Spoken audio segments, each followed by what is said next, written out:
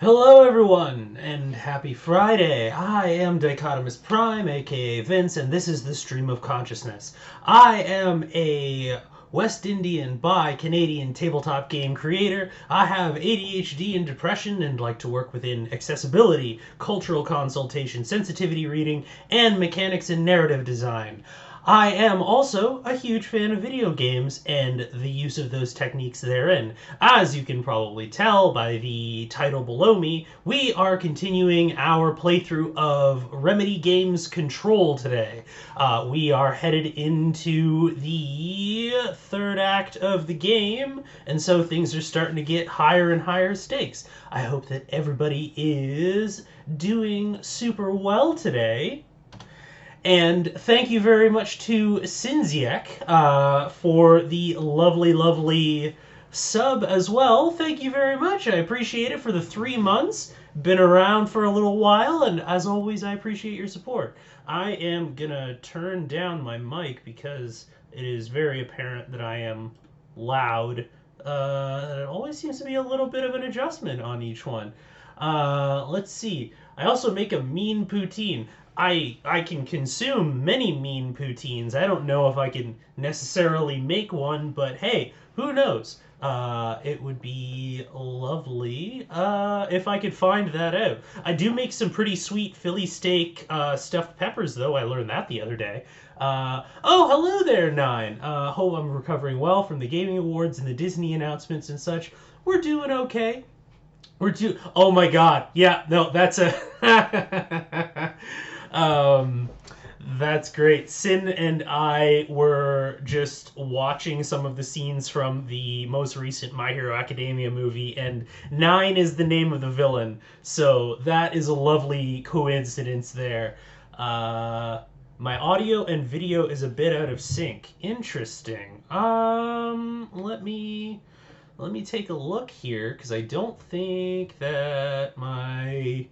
I hope it didn't default my bit rate again because that's gonna irritate me. Ba, ba, ba, ba. Let me know. What'll happen, because what I don't want to happen is for us to lose a bunch of frames. Um, but it doesn't look like Streamlabs is notifying me of that thus far. But yeah, no, I'm not entirely sure what the source of that is. If I start getting alerts on that, we might do a thing where I like stop for a moment, restart, and see if we can troubleshoot that. But for now, we'll see if it syncs up once we get into the game, and hopefully it does. Uh, Quirk of mind to appropriately appear. There you go. Exactly. Um, but yeah, no. Got a little bit of rough news from the day job right now. The region where I'm living is going into tighter restrictions for the purposes of protecting people from COVID because people don't want to wear masks properly and social distance and generally try and think that when they tug the mask down over their nose once city staff aren't looking, that the virus can't see them either. So basically, the bad news with that is that my day job with my municipality is laid off for a little while. So that's not super fun to hear. But it's kind of one of those things where there's not really much that I can do in the way of dwelling on it too much. So, not guaranteed, but you might end up seeing a couple extra streams from me on different days going forward. And see if, yeah, we'll see how we can churn up the content creation on that end of things.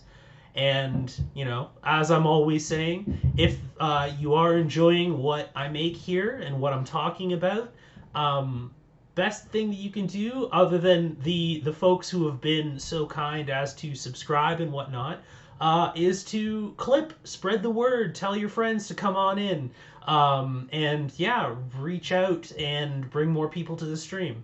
Because that always brings me closer and closer to being able to maybe do this more consistently because we're living in a COVID world right now, and none of the usual rules apply in terms of stability or consistency. So it's a little bit strange because you want to, at least what I've been told from all of my streamer friends whom I deeply respect, is that to not focus on the numbers and just focus on your craft and everything like that. And the thing that I realize is that that's a lot easier to do when you have something else that's kind of bringing in your primary source of income. And, you know, it's a very, it's a well meant, but it's also from kind of a place of privilege, which is, no shade to the people who are saying that. It's a very good piece of advice. But it is like, you know, it's hard to be grateful when you're hungry, sort of thing.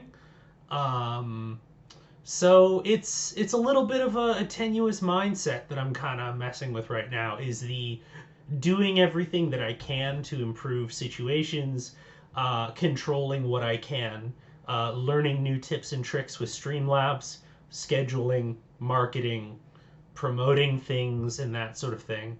But generally, oh, can is my mic picking up? Okay, cool. My mic is picking up. I think I actually one. How about now? Now, did that fix the audio sync thing? Because I actually have my blue Yeti right next to me, and the webcam that I have on, I usually just use for the cam, but it does have a built-in mic because it's a C. Okay, it did fix it. Excellent, good to know. Because it's a C920. But yeah, okay, so that might have been like the smallest little delay in that it took longer for that signal to get through Streamlabs than it did for that signal to do it. Um, okay, cool. We figured it out, team. We got there. We did it. All right, but yeah, not to. It's kind of tricky because I've never been someone who can fake positivity. It's never really been a position that I'm super comfortable doing because it doesn't feel genuine. Um, and I've been around too many people in my life whom, when I was in a rough place, were generally trying to do the whole buck up and positivity thing. And I always found that it was most helpful for me for people to be real about being like, I'm having a hard time right now. I'm not going to lie, I'm having a hard time right now. And at least being able to commiserate over that. So I'm in this weird balancing act of I don't want to do what would be considered, I don't know, bringing down the stream or kind of that sort of thing. Hello there, Hera. Welcome on in. Thank you for joining us today. Yeah, I don't want to fall into whatever one might consider like bringing down the stream or kind of that sort of thing. But at the same time, it's rough out here, and we're just trying to get through it and do the best that we can. But it's okay to acknowledge that it's rough out here. We're just getting started today, there, Hera. I'm just doing a little bit of kind of commiserating because things have gotten a bit less stable in my life and generally trying to figure it out. Emotional honesty is important not only for leveling properly folks' expectations, but also for your mental health. Exactly. I there was a podcast that I've recently stopped listening to, but I listened to for a very long time. And it was the first podcast I ever listened to on the topic of mental health and mental illness. And one of the biggest takeaways, we'll go with that, that I got from it was that part of the sign off was saying, like, and hey, I hope that you know that you're not alone. And that's what I've always felt, being honest about what this, where I'm at, how things are going. If things are bad, things are bad, whatever. How that can help kind of be like, no, I'm going through this too. You are not terminally unique in how you feel right now. You are one among many. And while that might be cold comfort, it's good to feel seen when talking about things like that. So yeah, I just kind of wanted to be honest about the situation with that, so to speak. But yeah, so who knows? I'm gonna try and at least do my best with whatever extra time that I have to myself now. And who knows? Maybe we'll come up with some cool stuff for y'all.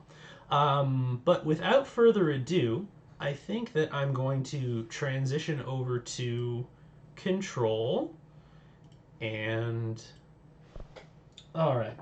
And I also got another replacement controller. This one was Logitech and was recommended to me by Pleasantly Twisted. And it's been working a treat so far. So, and okay, the desktop audio from the game is picking up. Good to know. All right, let's hop back in. So, for those of you who forgot or who weren't here before, we are getting to where it all started, to the AWE from Ordinary Indiana, looking for the item of power, the slide projector, which it is suspected opened a door to the dimension where the Hiss are from and let them in. So we are trying to take care of that because government institutions can't leave shit alone. So yeah, we are, I believe... Okay, so this is where I unlocked that before. I've only got one ability point, which I can't really use for a whole hell of a lot. And I don't think that I can upgrade anything. Okay, cool. So let's just check what my loadout is. Grip and shatter. Yeah, that seems about standard. Okay, cool. Let's rock. Ooh, trying to use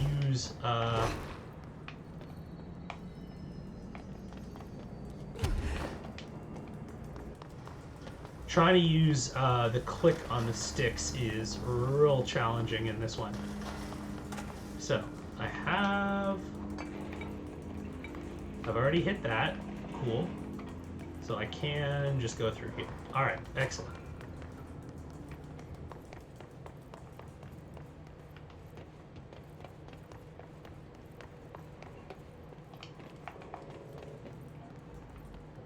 And I gotta figure out where my bumpers are. Because if you notice, this controller is shaped more like a PS4 controller. So it's a little bit less chunky. The buttons are a little bit shaped differently, so I'm still kind of getting used to that. Alright, come on, asshole. I think that you're... Are you still in here? Invisible asshole? No? Okay, cool. Let's see. In regards to mental health, I'm so glad I got this DS in a Pokemon game. It's so grounding and relaxing. Pokemon is really good for that. Twisted recommending stellar stuff is consistent continuity at this point. Very much. Which one are you? Oh, okay. Y'all are talking about Pokemon. Yeah. I've got Sun, and I haven't... No, I have Ultra Sun, and I haven't touched it in a hot minute. I do kind of want to pick up Sword or Shield, mostly because now there's enough games for the Switch that I actually want to start maybe saving up my nickels to get it. Especially since we have Monster Hunter Rise coming out in a few months. That's not loot. That's not loot. Okay, and I seem to recall that last time I stopped here because we are probably going to be having a big fight here, so. Let me just check. Ammo refund, grouping efficiency. Do I have anything better? Nope. Ooh, I am going to delete some of these older ones, though. Now, interestingly enough, the damage, or the ammo refund chance thing actually stacks, which is very interesting. So, it'd be interesting to see how that math works in the game. Let's see. Sword, though, there's definitely some valid criticisms of it. Also, hello, Pseudobite. Welcome on in, and thank you very much for joining us. Alright, so.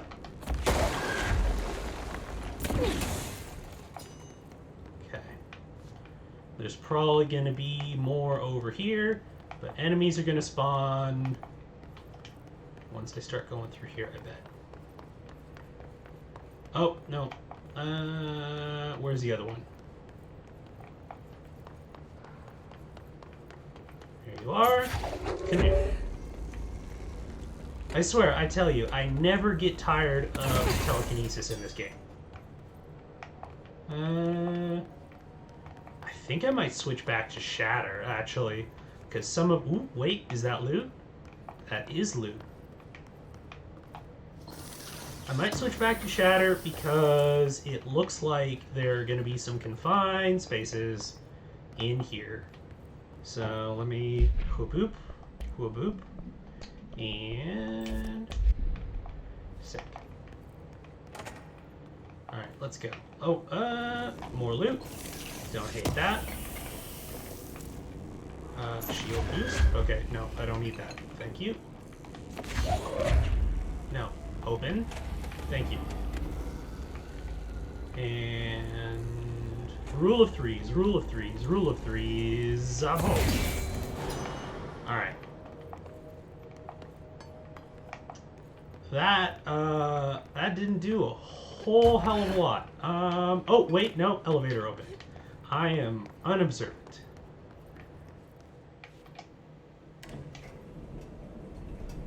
Let's see.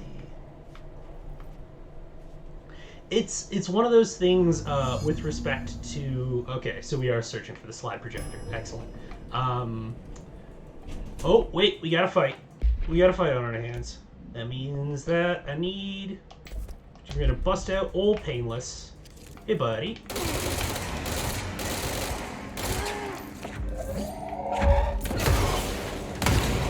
Boom. Oh, all of you have shields. Well, we can take care of that real quick.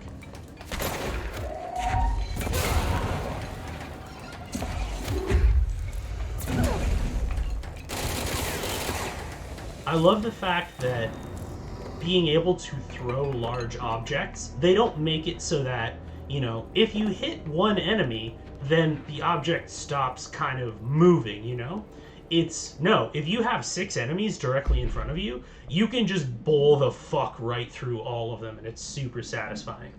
Oh, hello there, Peganox. Thank you very much for the raid. Hello, everyone from Peganox's stream. I'm Dichotomous Prime, aka Vince. I am a West Indian tabletop game creator. I am also bi, and I deal with ADHD and depression. We are playing Control today. I believe that it's exclamation point Control in chat. Let me just double check that real quick. No, or is it just exclamation point game? I don't even know what all my commands are. Look at me, professional game player. There we go, exclamation point game. Got some little bits info for you on that one. Okay, is my controller actually going to register? It is. Okay, excellent. What personal mods did I get? That I can probably get rid of. I have all of the shield strength mods, apparently. Wow, they really want me to have these energy renewal ones. Holy crap. Blast boost, velocity boost. I'll probably get rid of a couple of these. Yeah, this game really needs a little bit more inventory if I'm being 100% honest. Ammo efficiency while levitating, damage after kills, and yeah, I have a better one than that already. Okay, more lore. What do we got? Airplane evaluation order. Okay, so this is the big ass airplane that's in the hangar. Let's see here. Tiny little raid. Well, hey, you know what? I appreciate every couple of people who come in. Any of you, whether it's 1 people or 10 people or however many people, you decided to spend your time with me over here. You could have been doing something else, but you decided to come through. So, I appreciate you. It's just kind of how it works. Alright, let's talk planes.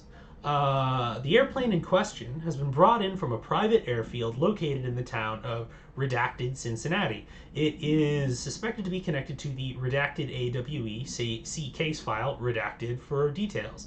It is being evaluated for altered status. The plane is currently being stored in the transit corridor, where I currently am, brought there through the New York subway tunnel, special access Redacted, For more information on Tunnel, redacted, and links to urban legends centered on ghost stations, abandoned tracks, and redacted. Let's see. The plane's black box is currently being evaluated for redacted, and initial readings have been taken by the research team, though no altered status has yet been detected. Interesting. Altered plane, or maybe not altered plane. Who knows? Alright, let me just get all this shit out of the way. Loot? Loot. Do we have anything else down here? Nope. Okay. Well, at least not in that room. Let's actually check the control room. Are there any shiny buttons that I can push? No? Okay then. How about over here? Nope. Alright, well, we've been suitably thorough. How about this office? Yes, no? No. Okay.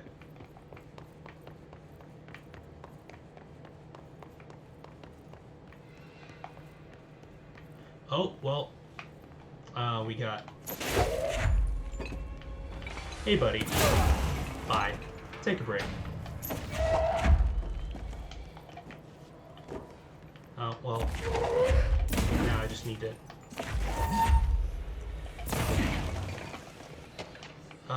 Ordinary AWE Stage 1A. The first slide was a room with dirty wallpaper and dolls on a shelf. There were lots of dolls. Creepy! Awesome. The house was empty. No one lived there. We played there a lot. It was our secret playhouse. Oh, DF and JF are Dylan and Jesse. Therapy session 2010.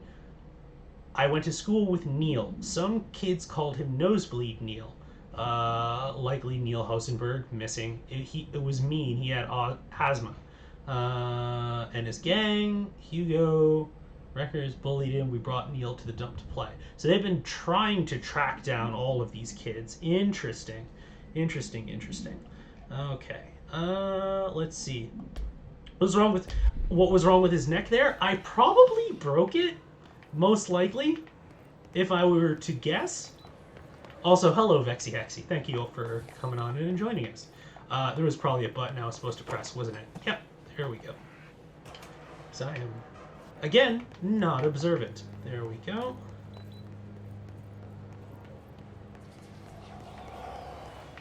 What is trying to become a giraffe the hard way? Oh, America Overnight. We haven't gotten another one of these for a little while.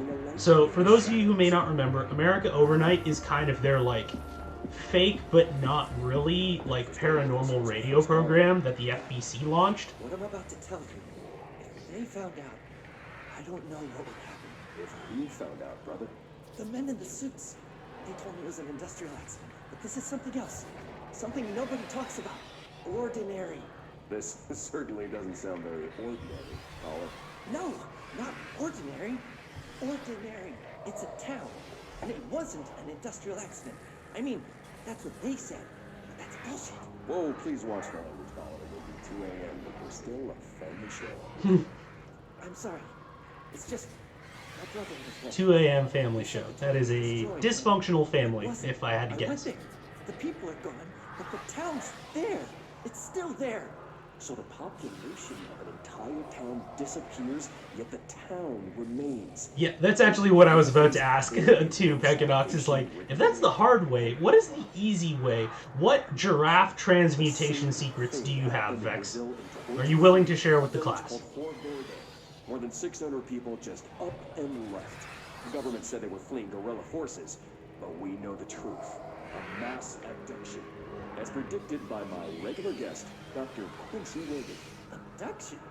You mean aliens? That's bullshit. I know they're lying. Now I warned you about the language, caller. I'm afraid we're gonna have to cut you off.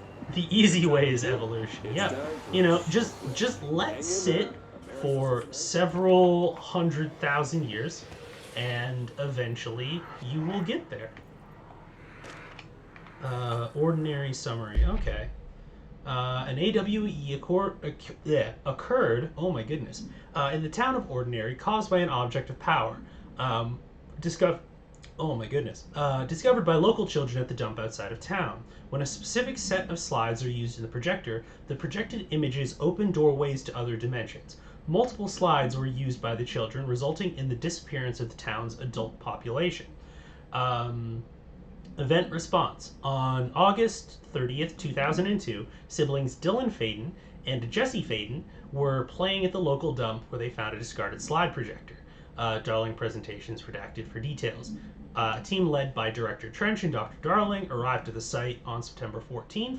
The AWE had ended, but the team found the Faden children, who led them to the slide projector and the slides, which had been burned with the exception of one. Jesse escaped when agents attempted to detain the pair. In total, 17 surviving individuals were found in the town. All of them were brought in for questioning and tests. Okay, now, an interesting thing. We, as I understand it, altered world events can create altered items. It's kind of the radiation affecting them and changing them. However, the series of events talked about in this documentation seem to suggest that the AWE seemed to be the result of the slide projector. So that sort of reverses our current understanding of how AWEs occur. So that's very, very interesting. It's a little detail, but something I think is maybe worth keeping track of. Let's see. I was gonna say Animorphs, but they never really described their Yeah, no. Animorph transformations are like body horror at the Scholastic Book Fair. I love them, but whew, it's nasty. There's a curious correlation with the yet unknowable forces in God, we are in lore-dense territory, folks. World events. These forces gravitate toward archetypal objects: a gun, a television, a supposedly haunted house. Here's our answer to that question, maybe. Clearly, humanity affects this process. Our collective unconscious is a map of sorts. We hold the key, but we don't know how to use it. We create these archetypes through everyday life, popular culture, urban legends, but we are observing and influencing a complicated system in action. We can change the likelihood of something being a receptacle for these forces just by thinking about it. But we haven't found a method to control the outcome. And yet, there's something unique in us, in our dreams, in the conceptual reality with power with our minds. What's the cause and what's the effect? Are we the starting point or just a necessary evil in this? A byproduct, a reflection, a projection? We'll struggle to find the answers to these hard questions, or die trying. You know, as much as Dr. Darling is an absent-minded professor and a fuck-up of the highest order, I can't help but like him. Like, he's got that Bill Nye the Science Guy, except, like, dealing with eldritch forces beyond our comprehension. But he's got that same, like, enthusiasm that your favorite English teacher has. You know, you can't help but enjoy his presentations. I like how they used a real person for this instead of an animation. Yeah, Remedy does that. They did the same thing for Alan Wake as well. It's a very interesting mixing of mediums, and I like it a lot. I think it adds a lot to the game. Ordinary AWE Stage 4. Jesse and me followed the dung monkeys to the cave. There was a lot of them. Okay. More of the kids from town had joined up. It was really scary. Jesse grabbed the projector and we ran as fast as we could. They chased us. I fell and hurt my knee. Jesse tried to help me, but the dung monkeys were coming. They were just about to get us, but then Neil showed up. Neil looked like a dog. Like a melted dog, but I knew it was him. Neil said a lot of times he didn't like being a boy because Tom just beat him up. I think he liked being a dog. The projector wouldn't turn off, so we changed the slide to the hand. I heard her immediately. She promised to help. Okay, so the hand seemed to be whatever dimension Polaris seemed to be from. So that's very interesting. Jesse said we should call her Polaris. It's because she was doing stars in school. Additional slide hand is verified and in Bureau possession. unconfirmed existence of paranatural entity designation Dog Neil.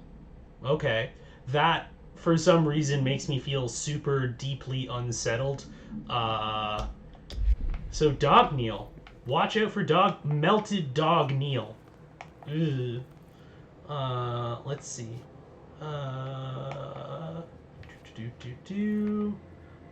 Oh, we got another fight on our hands. All right, cool. Let's rock. Gentlemen, I have a few questions.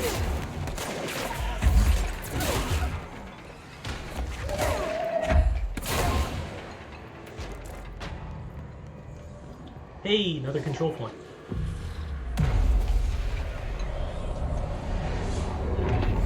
Bull guy. Yeah, exactly. Any new astral constructs? Nope. Mods. Can I just upgrade these? Because I have a fuck ton of materials. Yeah, let's do it. Sure, why not? I'm probably not going to do it again, though. Okay, so I think this is going to be one of the Dylan tapes. Annual evaluation of Dylan Yeah. Faden, formerly P6, performed by Dr. Carl. So, if you haven't already gone back and talked or looked at my talk that I did on Satanism and ableism in Control, this is going to be another one of the examples of one of the more sympathetic tapes regarding Dylan and his treatment by the Bureau, but also you can probably tell it's probably going to be of mixed variety of quality in terms of portraying him. I will give a CW for probably medical and psychiatric gaslighting, as that pretty much permeates any sort of interaction that Dylan has with people at the Bureau. He's very widely kind of mistreated by the staff there, so just a heads up. Levon. The questions asked here correspond to the fifth iteration of the gunner's psychological assessment. Are you ready, Dylan? Let's begin then. In a single word, describe the world around you. Where's Casper? Dr. Darling is out of the building today. He's never out. He didn't want to come, did he? He never visits, not since Roberts. Tell Darling it wasn't my fault. I couldn't control it yet, but I can now. I learned. Will you tell him? In a single word, describe the world around you. A prison. A cold, empty prison. Not even a poster on the wall. What is the next number in the sequence 3, 6, 9, 12, 15? 18. What day is it today? How the hell would I know? It's not like you give me a calendar. You find a rabbit in the woods. It is breathing, but not moving. You cannot see any blood. What do you do? Leave it. Expand on that. It doesn't matter. The rabbit's not real. None of it's real. What day is it today? Do you enjoy asking people questions that can't be answered? Is this what gets you up in the morning? What you dreamed of doing as a scared, stupid little girl? Can you describe a dog to me? In Ordinary, we had a friend. Nosebleed Neil. And when it all went crazy, you know what I mean. Nosebleed Neil turned into a dog. Or something like a dog. What day is it tomorrow? Fuck off! I don't know! There is no calendar! How can I fucking know? Dylan, calm down. Fuck you! Fuck you and fuck Casper! Hey! Are you watching this, you old fuck? Did you send your bitch because you're too scared of me? Where is Casper? Security, get a team in here. I need... So, that's a lot. That is a lot. But you can kind of... So, yeah, it's pretty intense. And welcome on in there, Phoenix Femme. Sorry you had to pop in at such a heavy moment. It's very confusing to me the way. Actually, here, let's pop to IRL for just a quick moment here. It's really confusing to me the way and the contradictory way that Dylan is kind of portrayed in this game, because you will have these moments where it becomes very, very clear that he's scared, he's alone, he is being continually looked at as a lab rat, and has been generally the moment that his upbringing, which is wildly dysfunctional, caused him to lash out. He has been further isolated and it's been made worse. But they still continue to expect him to answer these questions and give them data and act like it's okay. And then when he predictably lashes out, they further restrict him. And one could, if you were to be not defensive is the wrong word, if you were to argue in favor of the fact that this game is, well, you do show that Dylan has this very sympathetic backstory. Yes, that is correct. However, what I would say is that, in my personal opinion, there is not sufficient criticism by our point of view character in terms of Jesse or in terms of anyone with any kind of sufficient power or position within the FBC or anyone who works within it. It's all very individualized. You can say Darling was irresponsible or Trench did this or that bad thing, but there's not really a whole lot of thoughtful critique about the oppressive system that created a young boy who was angry and incredibly powerful and so lonely. Like the Geneva Convention has classified solitary confinement as torture. He has effectively been tortured his entire childhood and his entire life up to the point where the hiss took over. And imagine the psychological state that would leave you in. And yet, despite these few moments where we are supposed to feel sympathetic for him, the narrative nonetheless very quickly shifts back to, oh, well, that's real sad that we have this tragic villain, but don't forget, he is a monster, and you do need to be afraid of him because of what he will do when he loses control. And I do believe that it is a failing of this game that it does not appropriately address those particular themes. The structural administrative violence is left untouched while the criticism tries to hash out intentions in individuals. Precisely, which if there was a game in which an institution did not so heavily play a central part, and in a certain essence is a character within this game, I could understand that. But I feel as though the narrative design team failed to appropriately grapple with the complexities that institutional violence play in creating this character who is this antagonist. So, moving on. A lot to grapple with here, definitely. Let me just flip back over, and there we are. Anyways, back to throwing office equipment at people. Alright. Even more loot over here? After what happened at school to Mrs. Chester, we started spying on Tom. So this is also, you know what would be really cool is, you know the remake of It? I'm getting a lot of Stephen King It vibes from this, which would be kind of interesting. I appreciate your game analysis. Thank you very much, Peganox. I appreciate it.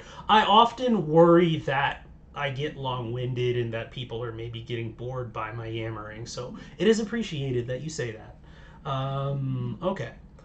Tom and his troglodytes were using Sled Hill Cave as their headquarters. That's where the projector was. They'd been using the temple slide like a warehouse or a bomb shelter. Okay, so the bullies at school had some kind of limited understanding that these slides opened doors to places. So, interesting. The not mother lived there with her babies, children, I don't know. She was feeding Tom and the others her milk. They were changing into little monsters. We called them the dung monkeys. Okay. unconfirmed existence of paranatural entity designation not mother. Well, that is terrifying. Let's see. Seems like it has the reverse problem of something like The Last of Us. Last of Us has a grim, dark world, but doesn't get into character intentions and reasoning despite claiming otherwise. Okay, that's very interesting, because I know I commit heresy by saying this, I have not personally played through The Last of Us. Everything that I know of it, I know from peripheral understanding of various different people playing it. So that's very interesting commentary there, Phoenix Femme. Let's see. I also enjoy you talking. Also, thank you very much. You are very kind. Okay, so, dear God, that is a very interesting potential source of DLC, because I can fucking tell you that I do not look forward to fighting the not mother. Also, that's creepy. Cool. Cool. Love it.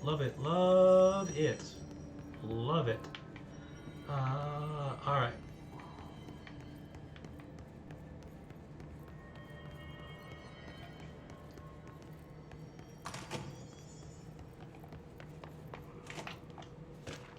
AWE Stage 1.B. The second slide we called the Meadow was really just an empty lot with a bunch of weeds. There was a shack and a phone line. It smelled like flowers there. It was powerful, intoxicating. We had wild dreams there. It must have been because of the smell. I didn't like it. Didn't like losing control. In the dreams, everything was melting, and then when we'd come out, everything had melted around the projector. Wow. Neil was really into it. We found he'd been coming there more and more on his own. Then Tom beat the secret out of Neil and found the projector. Him and his goons took it. Okay. We thought Neil had got lost inside the meadow when Tom changed the slide, but that's not what happened. Okay. Interesting.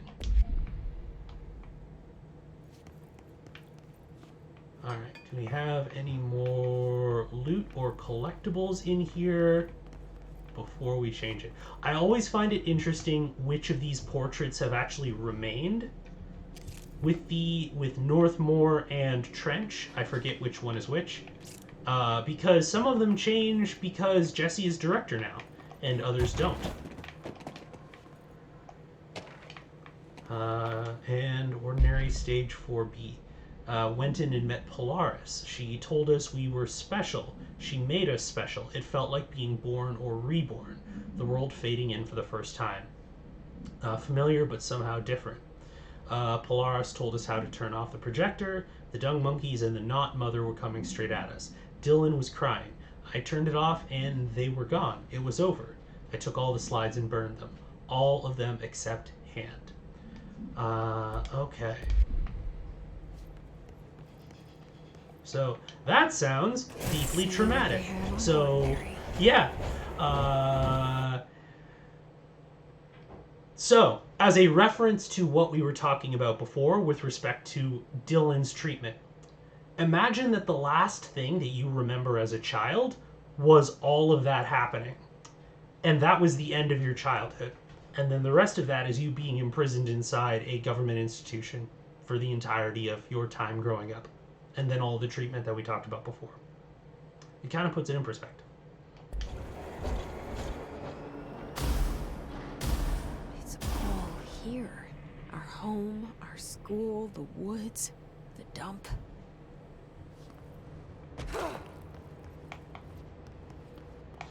Alright, let's rock. What am I looking for?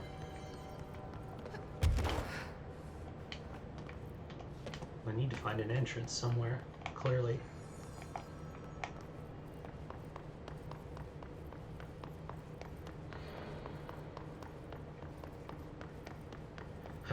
Yeah, there we go. I was about to say, where are the enemy spawns?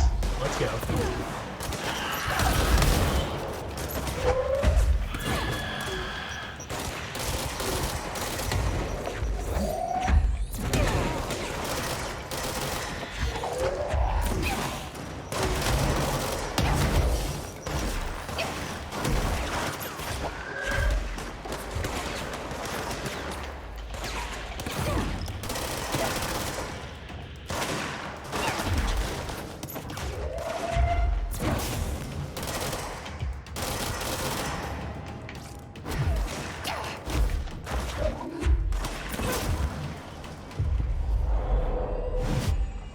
you're gonna alert me if more Found a enemies show slide up. projector in the dump outside town. Did they recreate that too? Is that where they keep it? Alright, so now to remember what direction I actually came from. Okay. Let's see. It is, tone is good and I like grimdark post-apocalyptic contents, but it does do the thing of gay people exist with complexity but suffer a lot trope. Yeah, that's something that I recall from Pleasantly Twisted's playthrough as well, and that a lot of other people have said. Is it fair to say Dylan's character has the ableist version of folks getting mad when POC lead uprisings and not asking why cops kill? That's a very hard question to answer because I think that there isn't an equivalent. Race and mental illness are both forms of marginalization. That is correct. But for me to try and draw a parallel between one to the other, I think would be foolish of me to try and do that. They may have things in common. I think that that's very possible. But I don't know if necessarily an apt comparison can be drawn in a super clear way, if that makes any sense. Tom and the others had gotten worse, scarier. The math teacher, Mrs. Chester, tried to make them listen, and they pushed over a piano on her and broke her legs. Then Tom bashed her head in. Bye-bye, Mrs. Chester. I always liked her. I liked math. I'm wondering how young Dylan is at this point, because that sounds very much like a very small child discussing things that way. That is... Never want to equivocate, just thinking of the parallels. Yeah, no, that's a valid question. That's, it's just... I would need, basically... in the midst of a stream, I don't know that I could appropriately apply the amount of attention that I would need to that in order to do it justice without, missing a number of the different angles to consider it from. So yeah, by all means, no shade towards you. It was a valid question. Anyways, continuing. That was the tipping point. It was Lord of the Flies level bad. The grown-ups realized something was wrong. The police came and literally dragged Tom and Hugo and the others away. Tom was screaming that the not mother would make them all go away. They enacted a curfew for every kid in Ordinary. Mom and Dad were pissed, asking us about the dump, about everything. I remember wanting them gone, like Tom had said. When we woke up the next morning, pretty much all the adults had just vanished. Was I responsible? Did I? I don't know. Okay. That is very interesting, because I had assumed that the slide projector, everything kind of happened at once, but what it looks like is that Jesse and the kids who opened the slide projector, every slide in the projector was like a new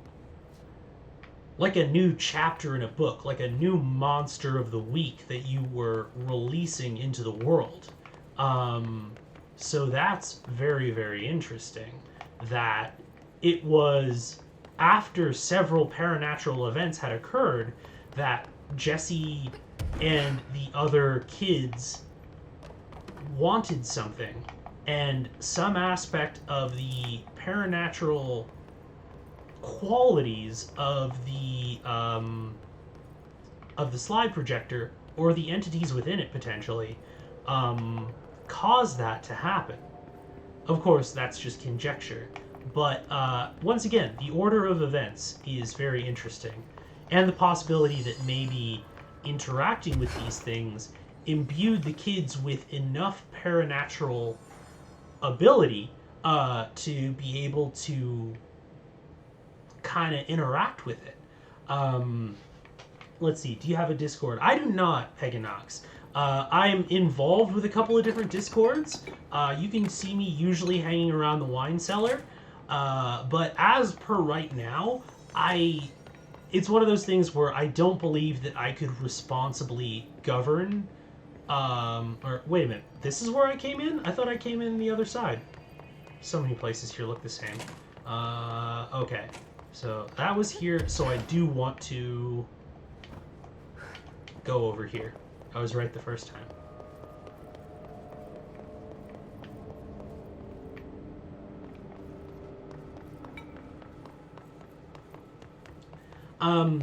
Sorry, as I was saying, I feel like I can't responsibly, in good faith, govern a whole Discord at the moment, but, you can see me kind of hanging around. Um, yeah, that's usually where you can kind of find me. You mentioned a poem last time we talked. More CW for potential psychiatric gaslighting! As a heads up, let me just exclamation point CWTW that. Because holy crap, does that ever come up in this game a whole ton. Bibbity boo. Okay, let's continue. Whoops. Yes. Beyond the shadow you settle for, there's a miracle illuminated. I looked the poem up. Only I couldn't find any poet by that name. I did find a European filmmaker who moved here in the 60s, named Thomas Zane. What? I don't... No matter. It suits you very well. The poem. How you see things. Maybe you wrote it yourself? I didn't. No matter.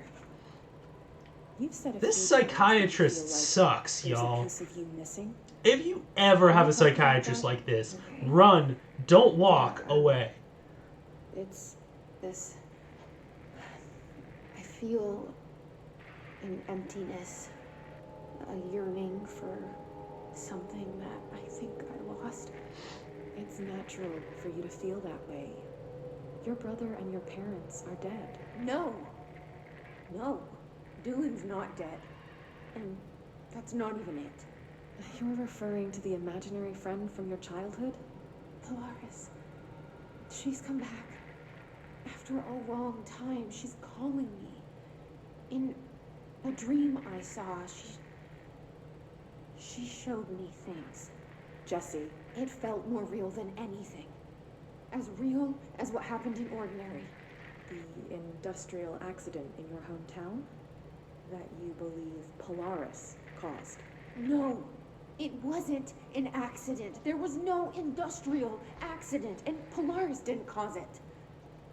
She saved me and Dylan. Jesse. No!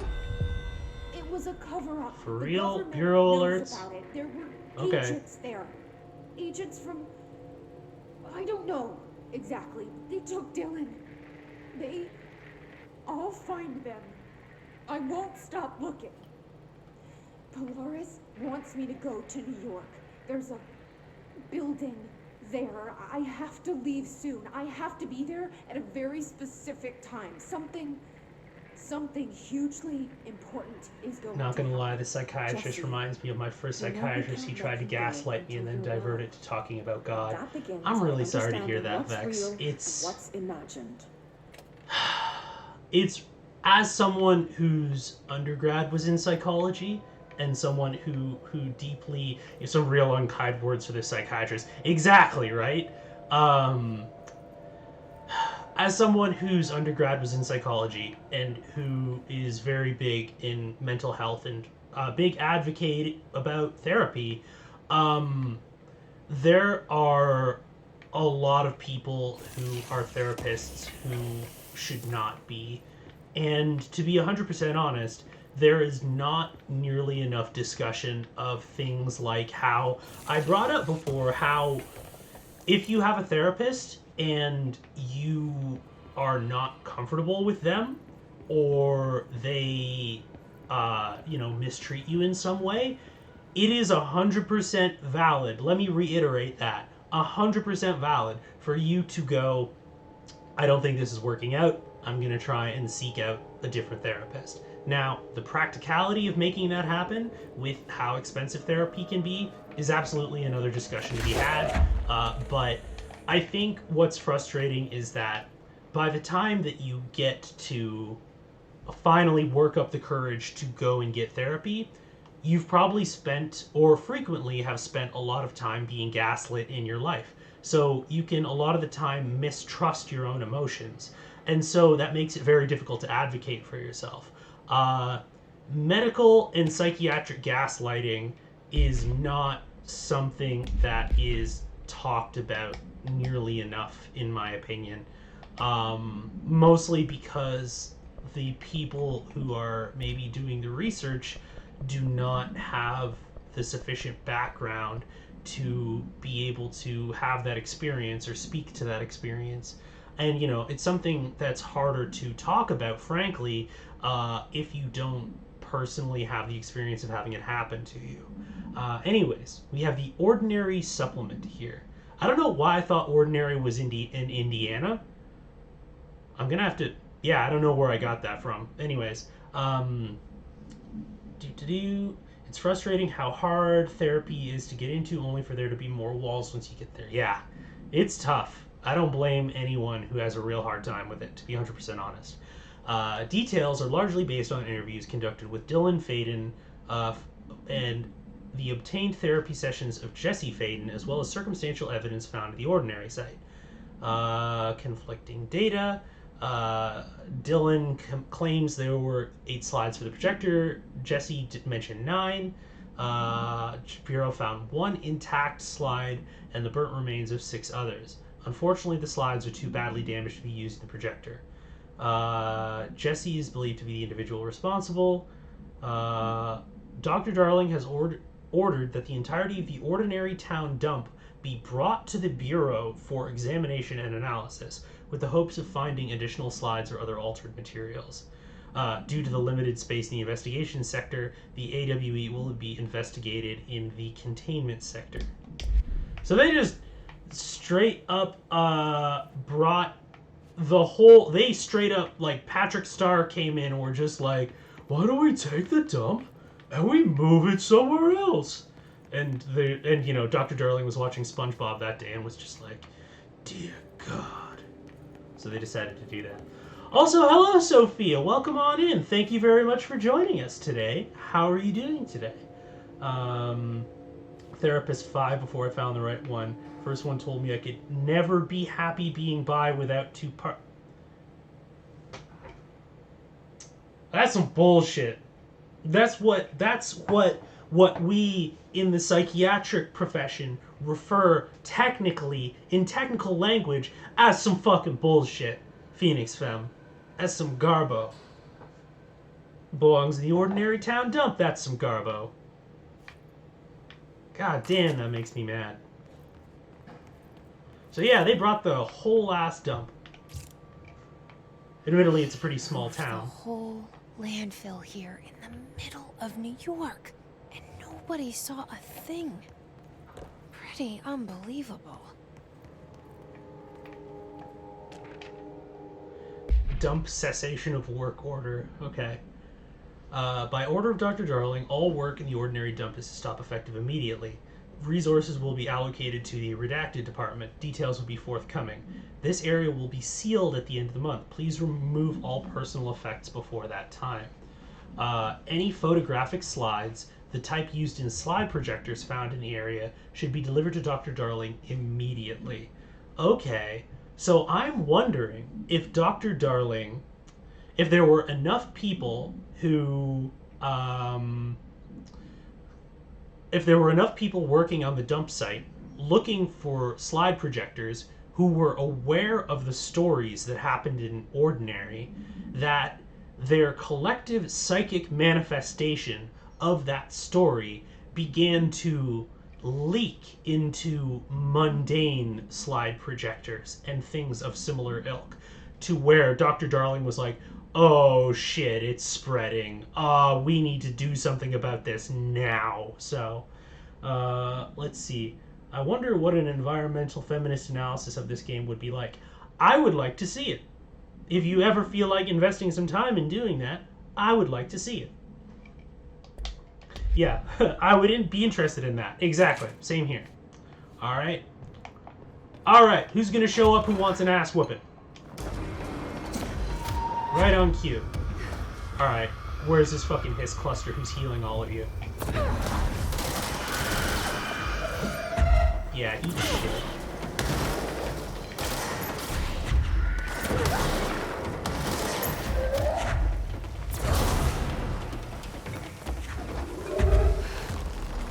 from above.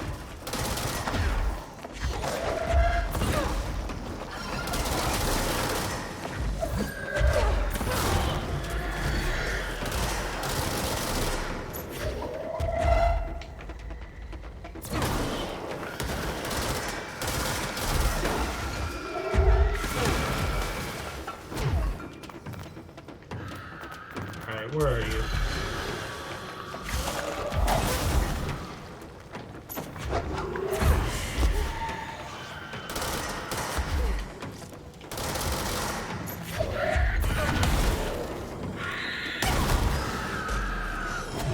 Oh god, I'm gonna die. Yep, there it is.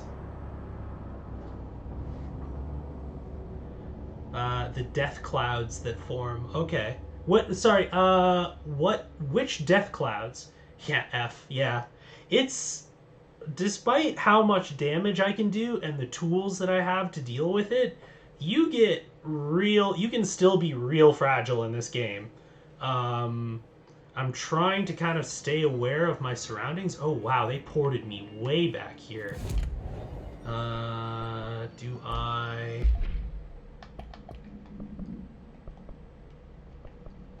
Yeah, none of these are available. Okay, so let me just do.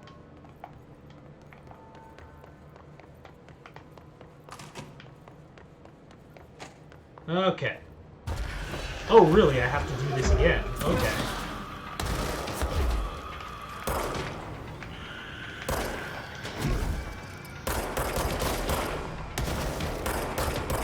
I'm also super not used to using iron sights with this controller yet. Where are you?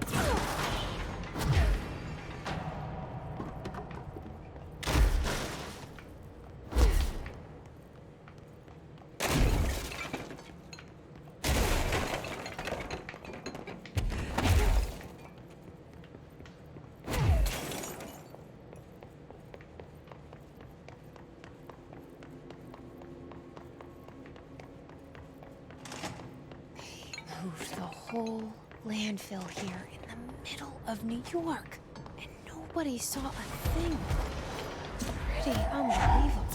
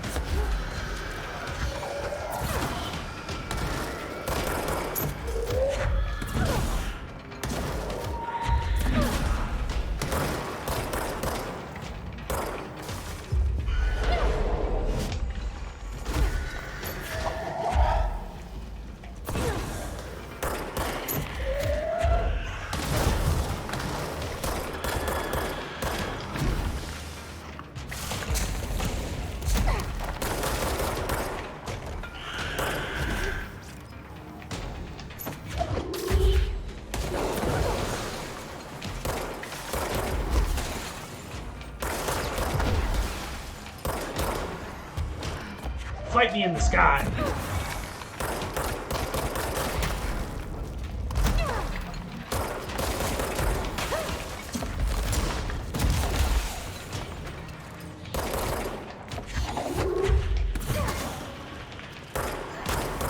There we go. Okay. We should check that lab. Only took me 2 tries. Not bad. The rainbow cloud that explodes out of them. Oh, yeah. There's a lot of cool distorty effects in this game. It's definitely one of those that there's the occasional, type of lighting effects that could be potentially dangerous for individuals with epileptic seizures. But you see, the developers put an appropriate warning on things for that. And they don't intentionally design it to emulate said effects. Because that's called being responsible. Anyways. Alright, let's look at my loadout here. Let's see. Holy crap, I'm getting a lot of these charge mods. Let's see. I don't think that's good.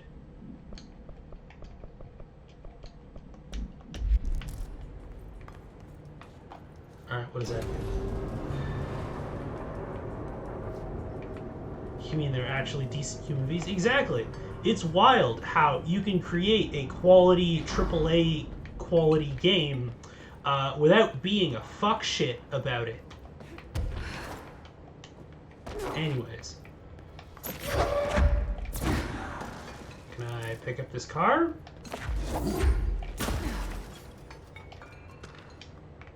Album cover. Oh, that's funny. Old Gods of Asgard. So, one, that is a real band, and two, they have done several songs for, they are featured within Alan Wake, and they are featured within this game in a very fun way that I will not spoil, that we will encounter later on. I zoned out and rezoned into the shade. Yep. Hades is a testament to that. Exactly. Another one, which if you have not read it, there is an article floating around Twitter about Supergiant and the ways in which they prohibit and prevent crunch at their studio. And in talking with several individuals, they're like, yeah, no, you could absolutely scale this to a AAA title. It's just executives would have to not be super shitty and taking a whole ton of the money, and they would have to leave the fucking creative people to do what creative people are good at. Anyways, this is another thing for the globe. So for those who missed it before, the globe altered item seems to be like the geography of a world that is similar to but distinct from our own. So kind of like a parallel universe. Well, that's the thing, Vex, is that Supergiant attends to the fact that it can happen. It's just, I think it's going to be more a matter of more of these other studios coming up and becoming successful.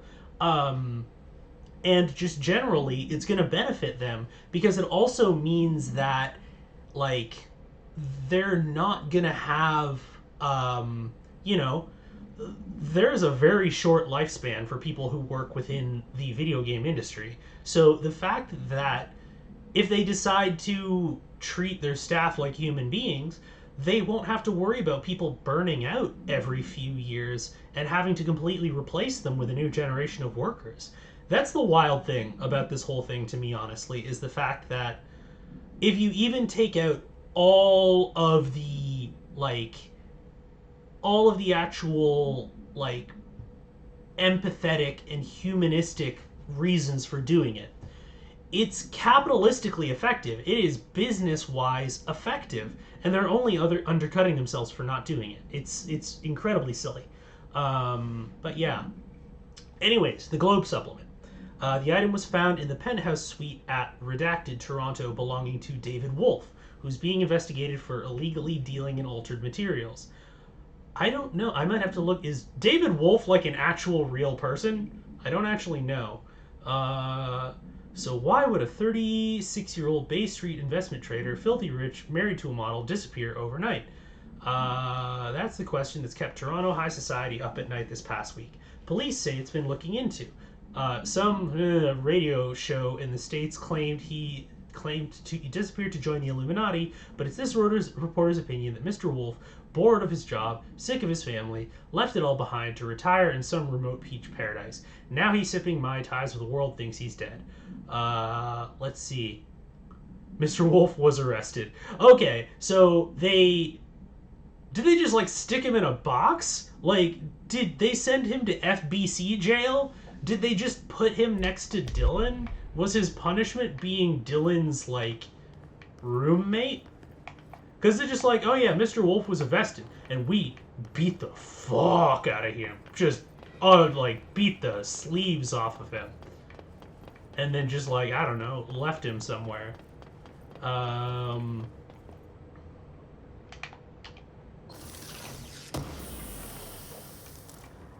Right, more loot.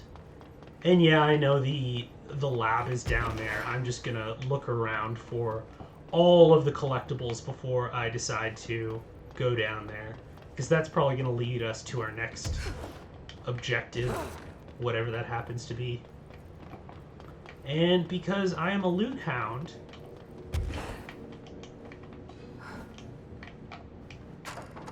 so is this Dr. Darling's lab, or is the one down there Dr. Darling's lab?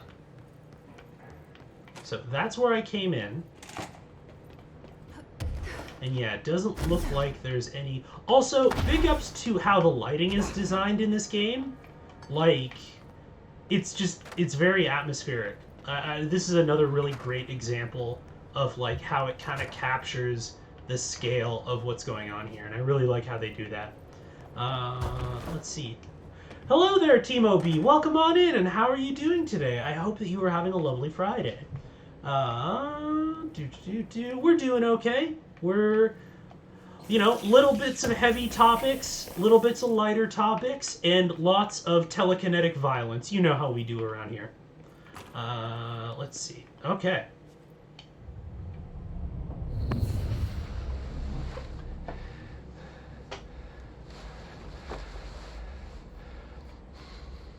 Effective immediately. I'm setting up a new department. Dimensional research in the research sector. Transferring the slide projector there. That's where my focus will be now. The ordinary site remains as is. We'll be back to... I don't know when.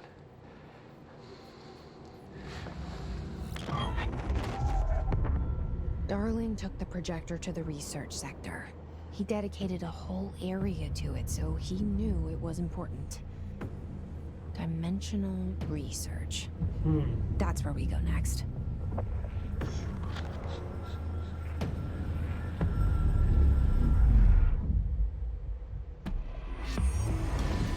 And multimedia. Is this gonna piss me off? I really hope this is... It's probably gonna piss me off, but let's just see. Multimedia Dylan Faden. What have we got?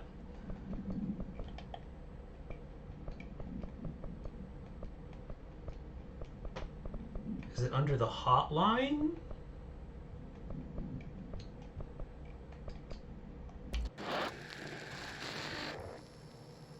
Dylan's a lost cause.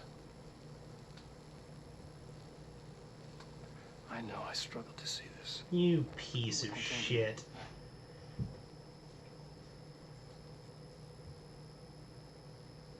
I wish I had sided with Marshall.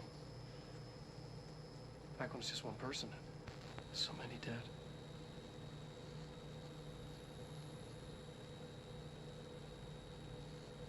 I thought his youth was an asset.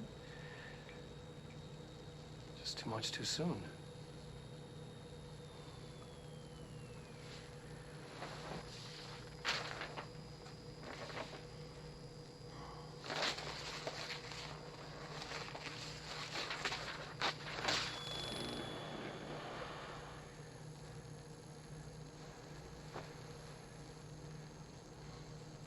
Effective immediately. I'm setting up a new department. Dimensional research in the research sector. Transferring the slide projector there. That's where my focus will be now. The ordinary site remains as is. We'll be back to... I don't know when.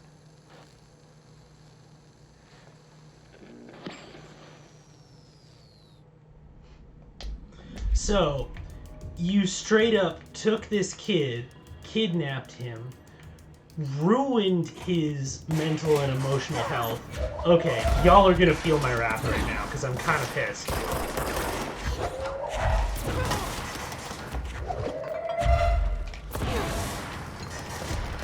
fucking get back here.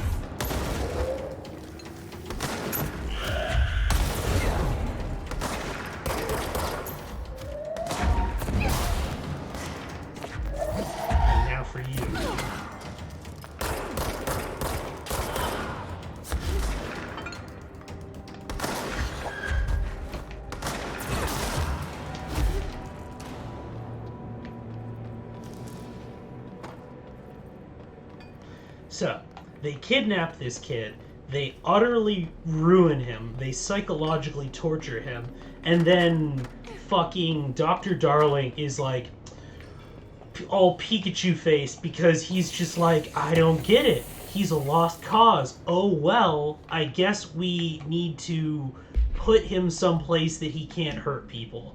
And then he's just like, I don't get. I guess they were right. I guess he was dangerous all along, and I, Dr. Darling, am the victim here. Fucking white people in lab coats are collectively the worst villains in video games. All of them. Like, Time Person of the Year, worst, is white people in lab coats for video games. Just gonna put that out there. Just, oh my god, that's frustrating. And I hate how it's just like, oh, you know, it's so terrible when this stuff happens. Nah, fuck you, dude. You made this happen. You don't get to be like, oh, well, it really be like that on this bitch of an earth. It's like, no, go fuck yourself. That's such a shitty, hate it. And I hate how much it's just, I hate that Jesse is not at least once like, God, what an asshole. Like, yeah, telekinesis, great for working off stress, it's true. Okay, I think I've got everything in here that I need to grab. And now we're back at the turntable.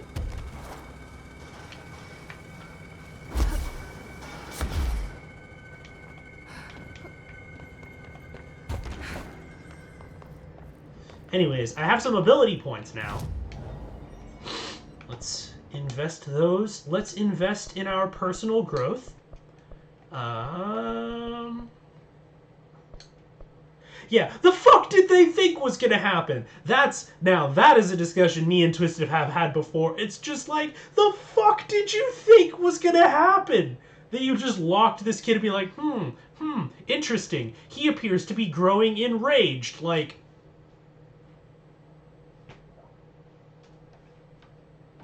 ridiculous. Foolery. Shenaniganizers is what they are. Okay. So, can't upgrade those. We'll go boop.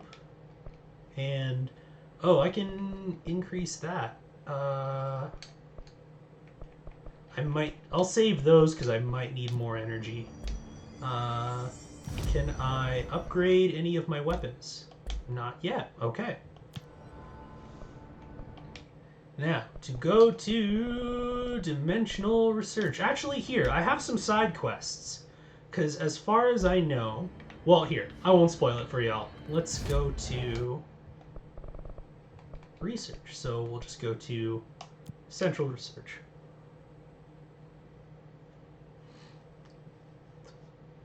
Truly, the foolishness.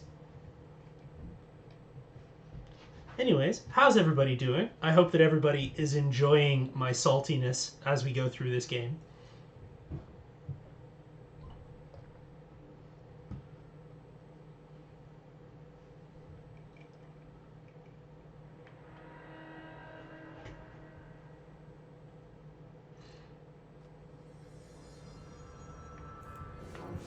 Alright, so dimensional research is over here a bit. Got some ice cream. Nice! It's a blast, and I am pretty good, though I made Hera mad at me because I beat her in Pokemon. That's gonna happen. Oh, also I need to talk to the plants. Because Ati asked me to do that, and Ati owes me, so we're gonna do that. Okay, dude. I'm on plant duty.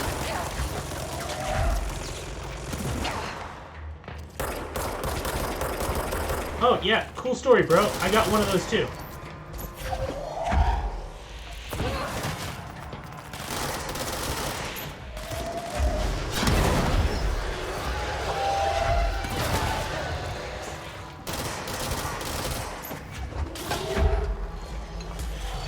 Alright, who else has got some?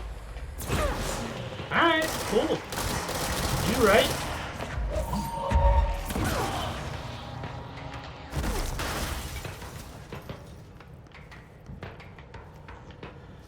Alright, who's... Okay, you're down there. That's fine. Wait, I missed?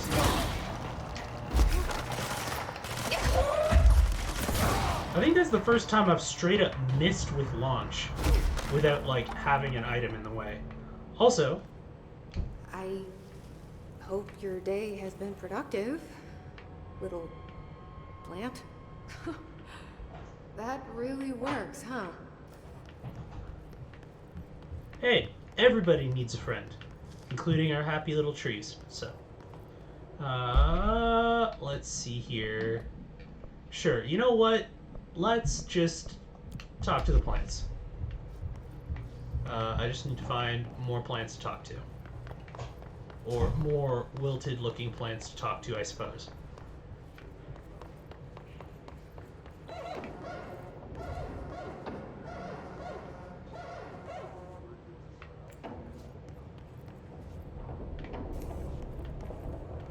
So now I'm aware of the fact that I cannot get through here yet.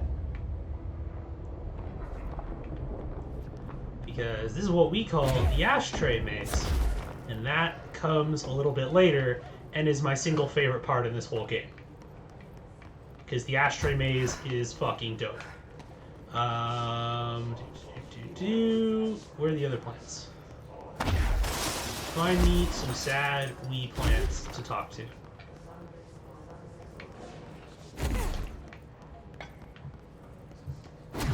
Oh, there you are.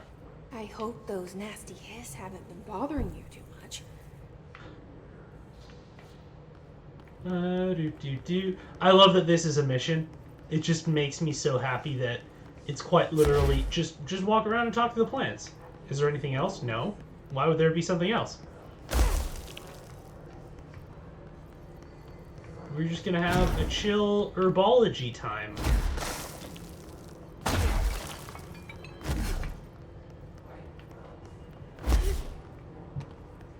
There's a lot of friggin' plants in here, though.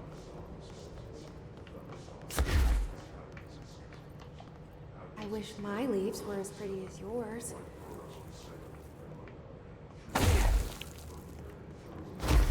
Yeah, I love it. Cause, like, you have so much fucking heavy shit in this game that I like that every so often they're like, it's a game about weird paranormal shit where everything is happening, like, where anything is possible, rather. Why don't we just have some fucking fun?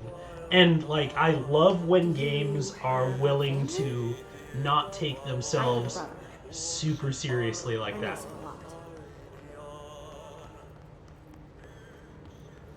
That's the radio. Oh, is this the last one? No, I think I have one more after this. I'm the director, but what does that mean? I have no experience in leadership roles. I have no on-the-job training. This plant's just like, listen, lady, I didn't ask you for your backstory. Dude, it's just like, whoa, oversharing, okay. Brings out the green in your leaves. That's all of them. But I kind of wish there were more. Hey, 2 ability points. I fucking like that. That doesn't suck. Alright, I'm gonna go put these to good use before I move forward. Also, I love that I got 2 ability points for that. It's just, we're just gonna have a chill time, talk to some plants, and we're gonna get some ability points for it. That rocks.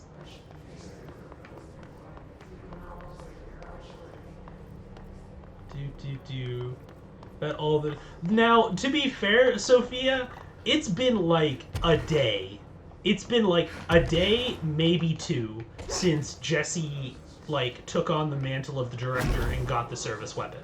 So, I fully understand why she's just like, I don't know what the fuck I'm doing. Like, yeah, it has been a day, TM. Let's see here. So, can't do that quite yet. I do think that we're gonna get some more energy, though. 'Cause I need that to power all of my abilities. No new weapon forms, that's fine. Alright, dimensional research.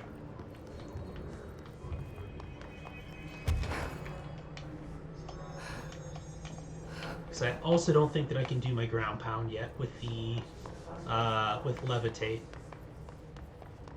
Which that'll be fun, but I also don't super use that a whole ton as an offensive weapon. Again, y'all, for real? Shut up.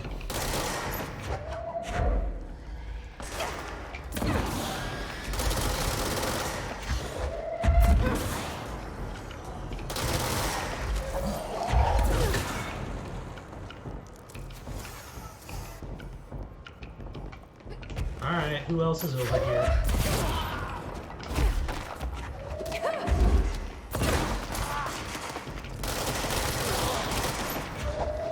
I just love that, like, the Hiss, like, the hosts that the Hiss have are smart enough to use weaponry, but they are not smart enough to figure out that running up and punching the incredibly powerful psychic is a terrible plan.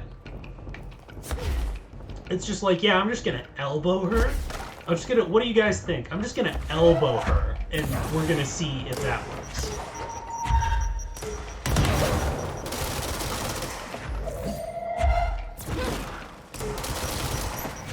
Thank you for that. Yeah, whoa, yeah. It's okay, I've been there. Is that everyone? Are we good? Anyone else? Who else wants to be a hero? Let's see, is there anything in my mod slots that I can get rid of? Do that. We'll do that. Do that. Ooh! Double damage on headshots? That's tempting. I'm not gonna lie. Once I get better with this controller, I might try that. That's very, very tempting. Route 6 aka Straight Street. What am I even doing here? It's just like, I'm sorry, Hera, I believe that you are prohibited from going there. You are too gay to be on Straight Street. I'm just... Don't ask me. It's I don't make the rules. I just am, orientation-based routes. I'm just with that department. You'll have to take it up with my manager is all. That's all. Okay, let's get rid of some of this other stuff. How good is my health recovery one? Is it... No, that one's plus 38%, so I'm going to keep that one.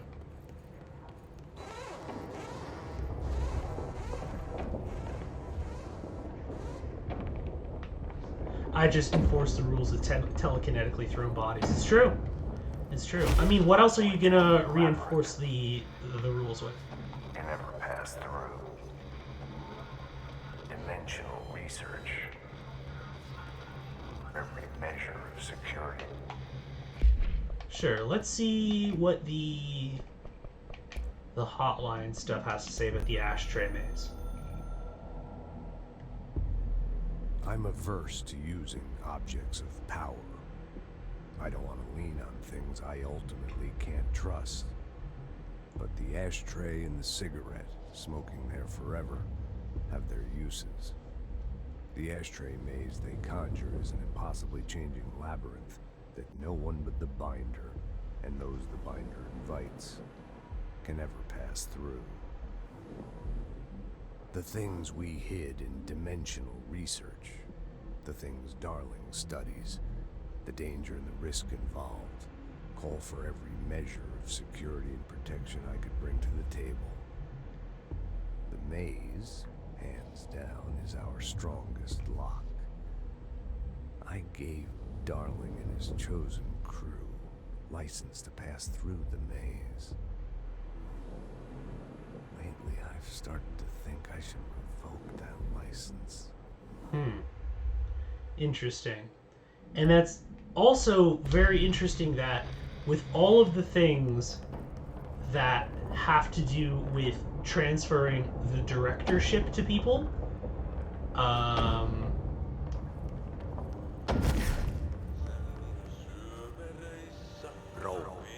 Contact the janitor if you need to get through. Broken.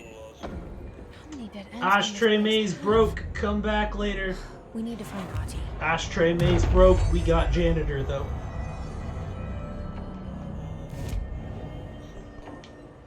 Any new astral constructs? Nope. Okay. Actually, what side missions do I have? Containment incursion, maintenance incursion. Okay, so I don't have... Oh, wait, no. Use a token in the jukebox. Locate the mirror. Okay, so this one's fun. This one's a fun side mission. So let me go to... Where's the closest one? Ritual Division. Okay, cool. Hi there, John. How are you doing tonight? Thank you for joining us and welcome on in. I hope that you're having a lovely Friday. How are the things in the stuff?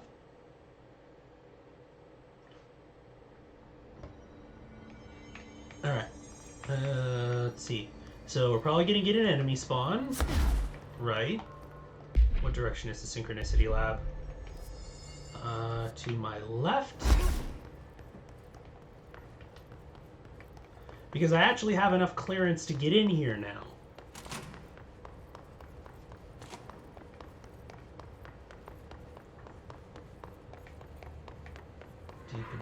Do. So the mirror is another one of these ones that seems to create a limited pocket dimension. Does this game have jump scares? We a waffer tiny little bit. Not maybe in the way that you would think, but there are a couple of one or two instances. I will try Tim KC to keep an eye on it and see if there are any that are coming up. I will give you a heads up. This time with the mirror does kind of have one. And I'll try and give you all a heads up if that's coming up. All good, looking forward to the weekend. I'm ready for more out of context control. Yeah, no, that is entirely valid, and we will hope to deliver that for you.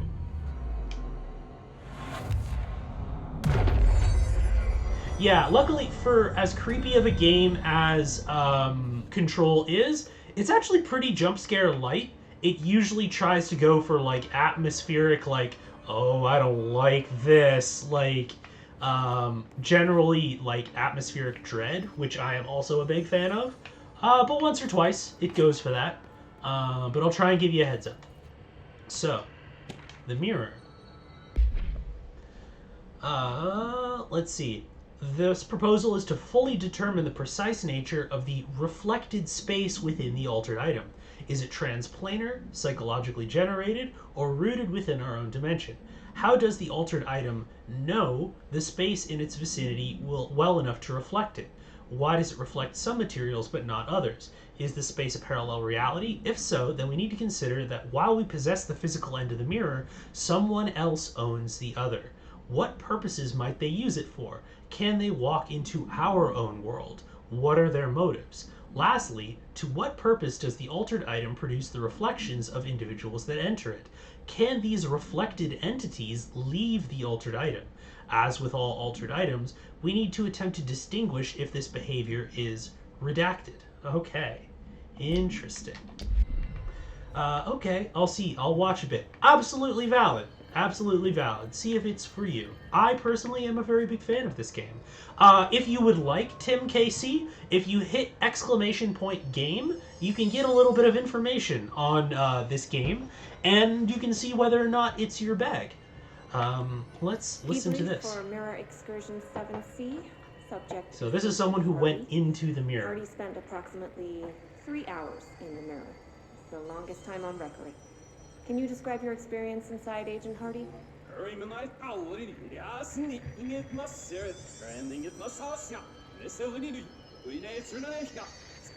Agent Hardy is physically healthy. All tests have come back clean. Yet the speech issue has persisted for hours.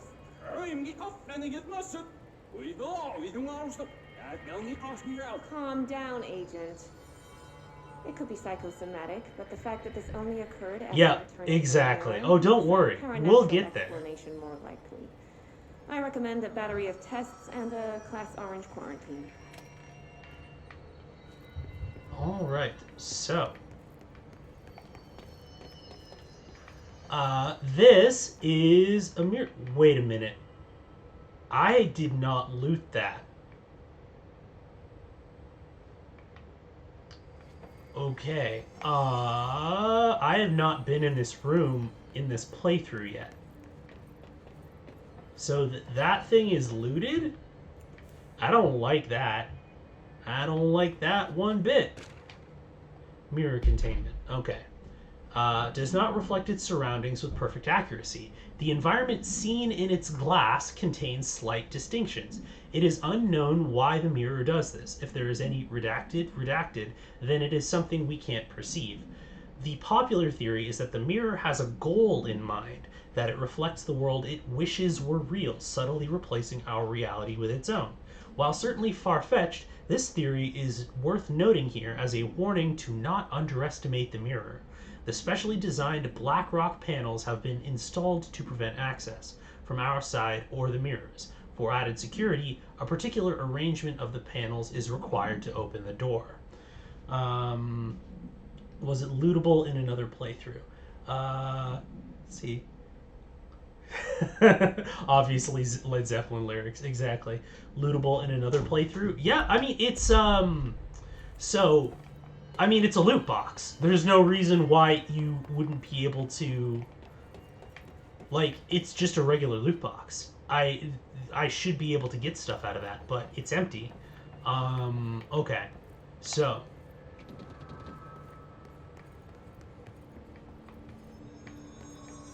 I already claimed this, right? Yeah, I did. Okay. So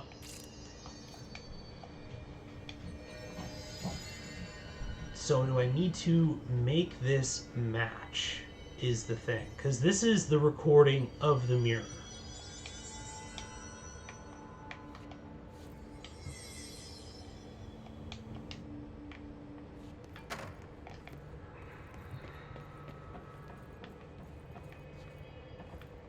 Okay, but it's backwards. Okay, spatial reasoning time, team. Alright. So. Looks like there's a mirror in there. I mean, yes. So, I need to flip all of this in my head, is the thing. So, it's the caution line, it would be the black rock panel that is the furthest away from it, and the two that are next to it. So I need to... Which one of these is the one that I'm looking at here? Because that's closed, and that's closed. No, but... am I looking at that? But I'm looking... It's the world that the mirror wishes were real. So... looking over here, and there are two cameras. The door is at the opposite end. So, that camera would be on the right-hand side. So, this side. The shutters in the image look different. So, it would be the closest two shutters need to be open, and the furthest one needs to be closed. So we'll try that one. So, open this one, and that one. And now looking at the other one, be the two nearest shutters to the mirror need to be closed, and the furthest one needs to be open, it looks like. What am I missing? Just don't need to say anything, Jesse. I'm figuring it out.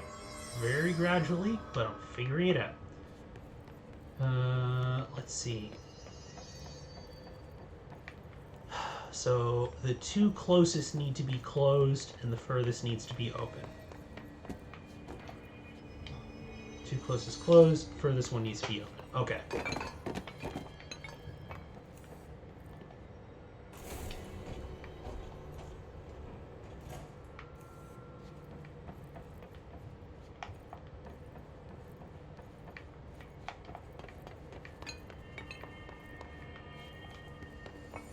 I think.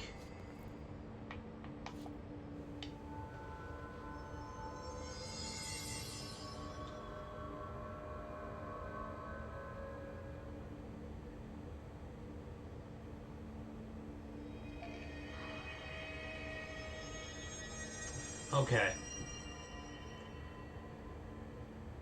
So this one, the two nearest open, the furthest one closed.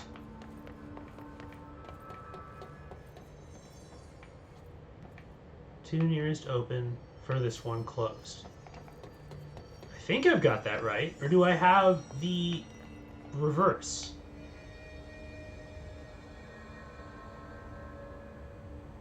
Because, yeah, no, I'm trying to, like, the player and the viewer side experience, lepless in the game character experience, yeah. Let's see. So that camera is on the opposite side of the caution line.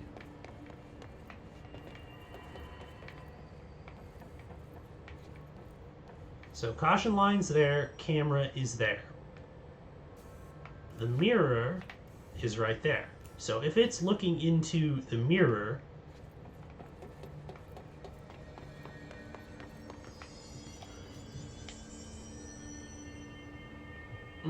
this is fucking me up. Okay. Wait. Did I flip the sides? I think I might have flipped the sides because the angle of the reflection would be showing the opposite side, not the same side. So that might be my bad. Yeah, no, I think I flipped the sides. All right. Right, because trigonometry and flipping, reversing these different things. Throwing down, flipping it, and reversing it is basically what I'm saying. It's the Missy Elliott principle of physics. Okay. So camera on that side is flipping it, so it would be the opposite. This is not a thing that my particular type of brain is very good at. Okay. So camera on the right-hand side is angling over to the left-hand side. Left-hand side would be... So not these, but the other ones.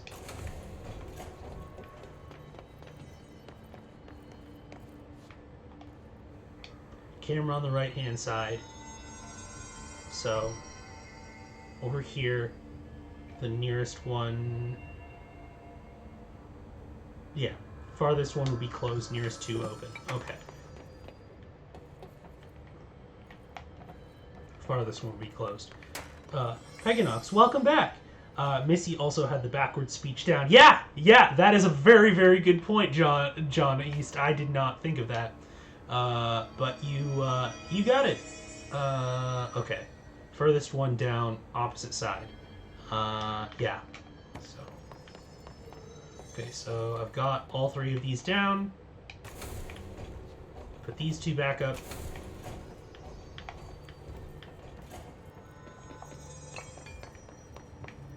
And then the opposite side is nearest two down, furthest one up. Okay.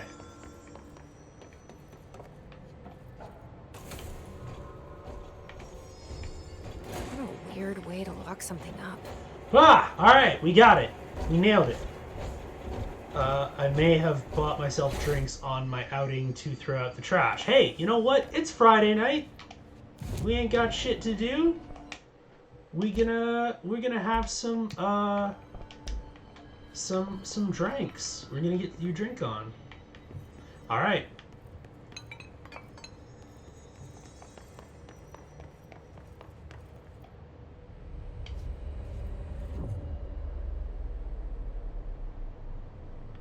All right.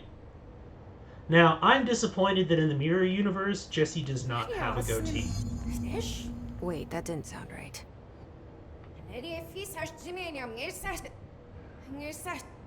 Yeah, that's not good.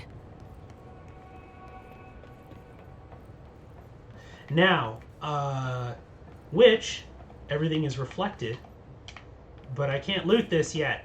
God damn it. Give me my loot. You little shit.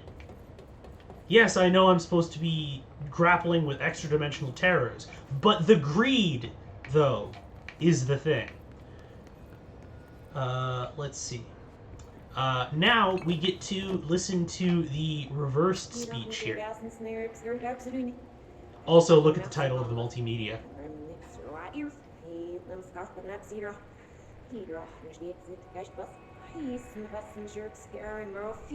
What? I can't understand you. You need to listen. I saw something in there. There is something inside. You need to lock down the mirror.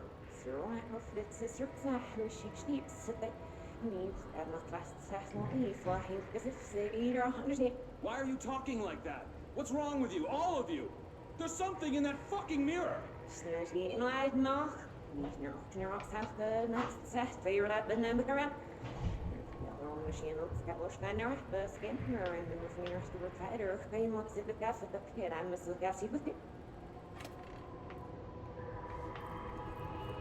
So, that's creepy. And also, if he's speaking normally in this dimension, I was wondering whether or not the thing that came through into that mirror that's speaking backwards, is it actually him, or is it a copy of him that the mirror created?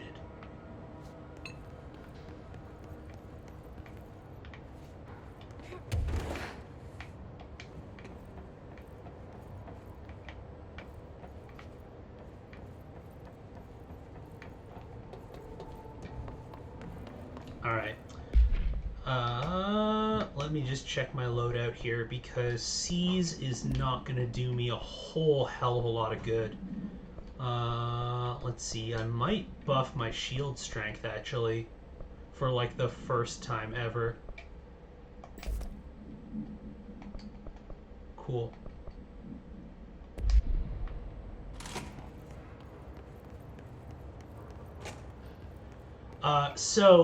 Tim KC, I believe you were looking for a heads up on jump scares. It should be coming up in just a few, give it about 2 minutes, I'm gonna say, and then come back if jump scares are not your bag. There's only the one, but it should be coming up imminently.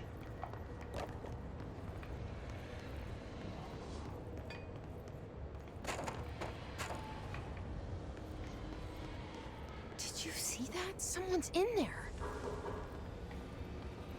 Hurry, Nano Master. Wow.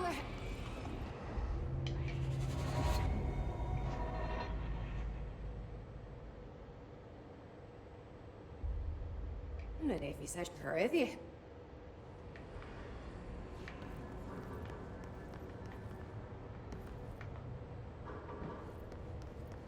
God, that's fucking creepy and I hate it. Just like the knock on the knocking is worse than the fucking, I hate it.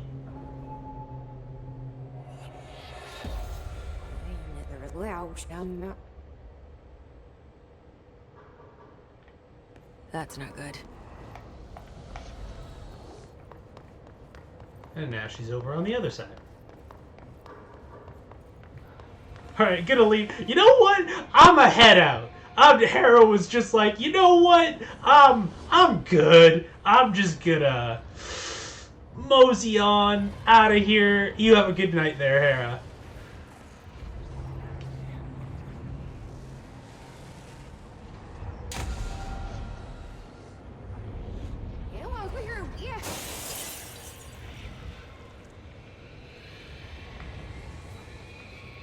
Well, it's loose now, so that's cool. Alright. Let's fucking go, me.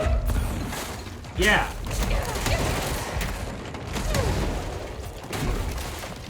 You're gonna start off with charge?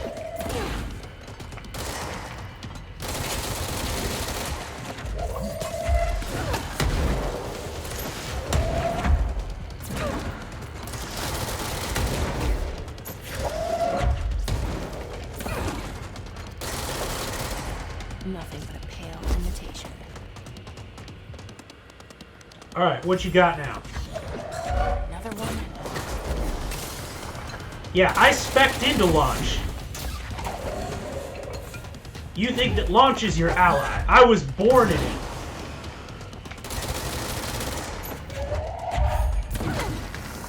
I didn't use dodge until I was a man. Alright, where'd you go?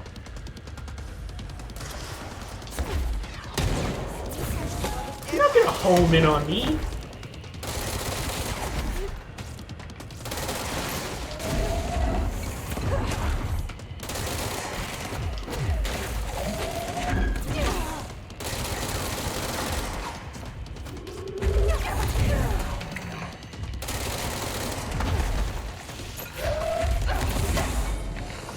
That better be all of them. That explains why they locked this mirror up. There we go. This is what we got. Yeah, Mirror Jesse is not fucking min-max the same way I am, so eat that. I'm a bounce too. Both of you are jumping in a call. Okay, well, thank you very much for joining me tonight, and I hope that you both have a lovely evening. Alright, creepy fucking mannequins. Oh, I can't even move them. Alright. More creepy mannequins. Is there loot over here? No?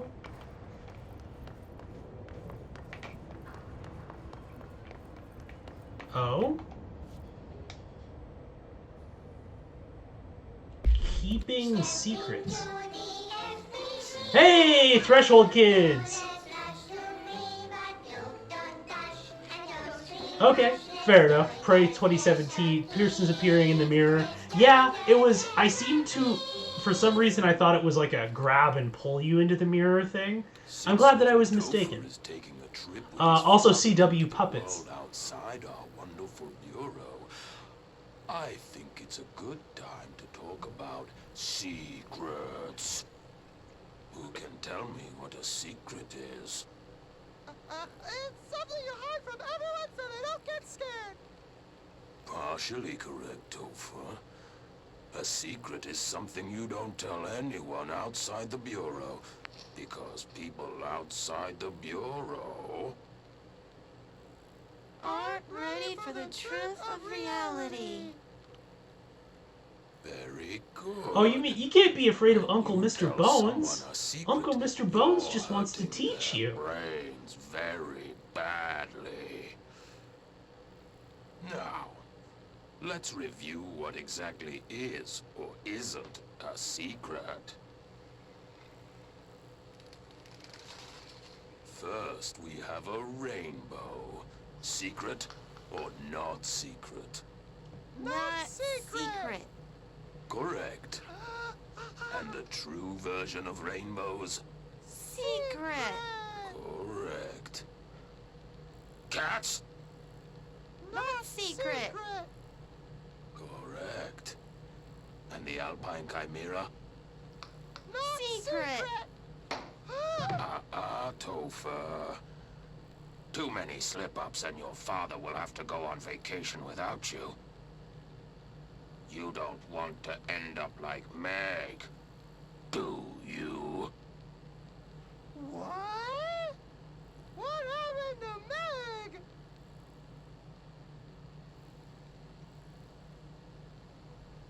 That's terrifying. Yeah, Meg. I'm not allowed to go outside anymore.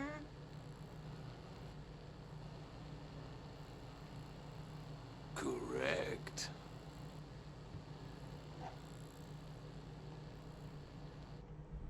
So, again, these are the cartoons that Dylan got to watch when he was growing up. Hooray! Yeah, so that's a thing.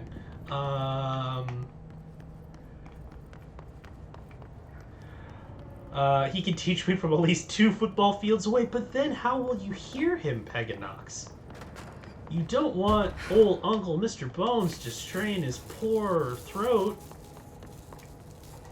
Oh, right, there's actually this. Oh, I'm not going to mess with this while I'm here. I will do this off screen because there's actually a puzzle for this, and it's real fucking finicky, and I don't want to make y'all have to watch me mess with marbles for a while. Okay. So I can't go out through here, can I? Nope. Okay, cool. I didn't think so, but... Okay, back to the mirror. I will download his podcast. Valid.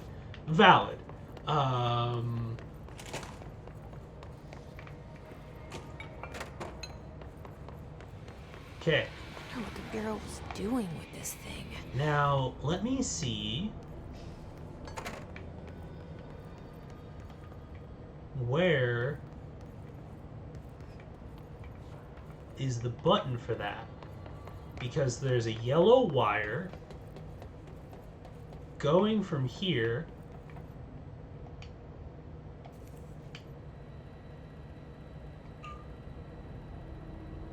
so okay.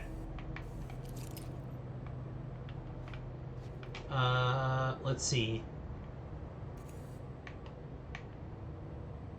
That's reviewed. That's classified. So I'd have to try some of these. To mirror, review. It looks like there's a bunch of these. Review. Because I remember this puzzle from the HRA lab.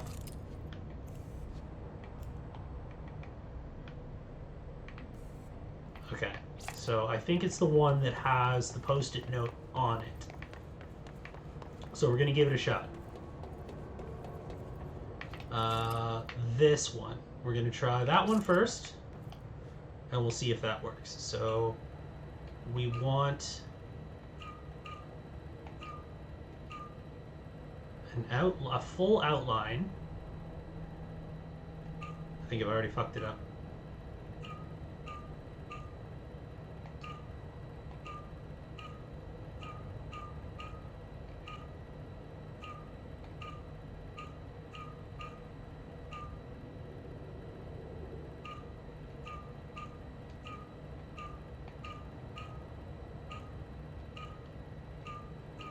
These puzzles are always super weird.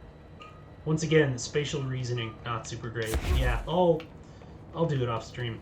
It's not a huge deal. But time to cleanse the mirror.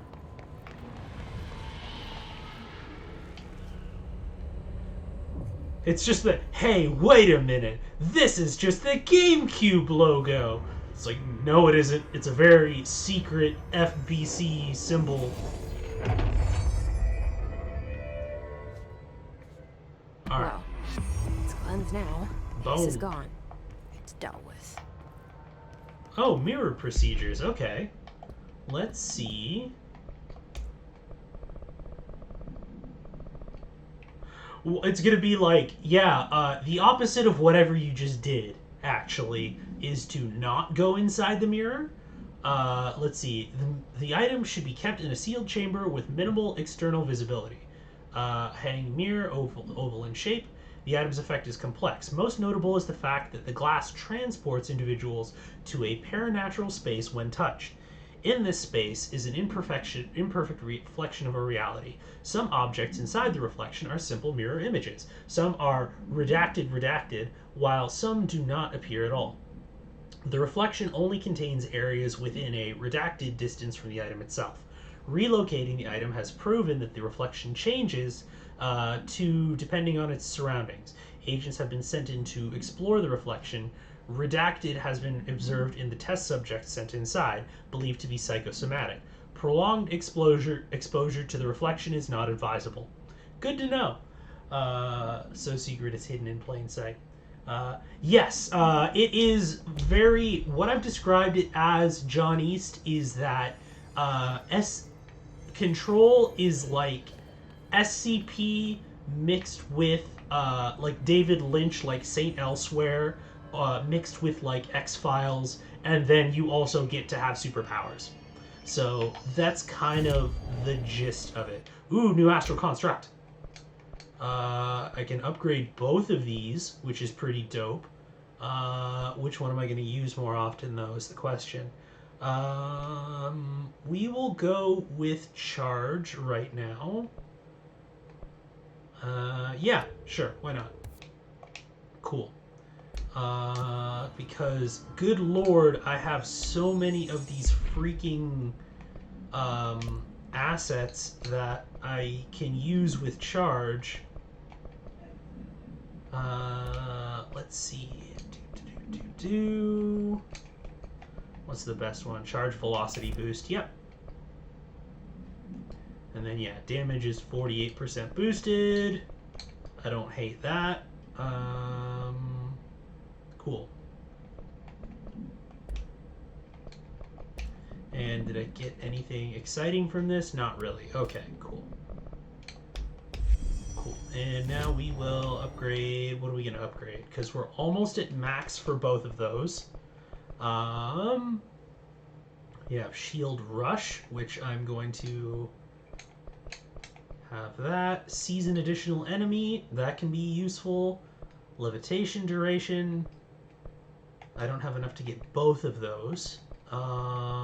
So I think we're going to go with Shield Strength, because I'm trying to be less of a glass cannon on this playthrough. And then that's only 2? Alright, I thought that would be way more expensive. I'm not gonna lie.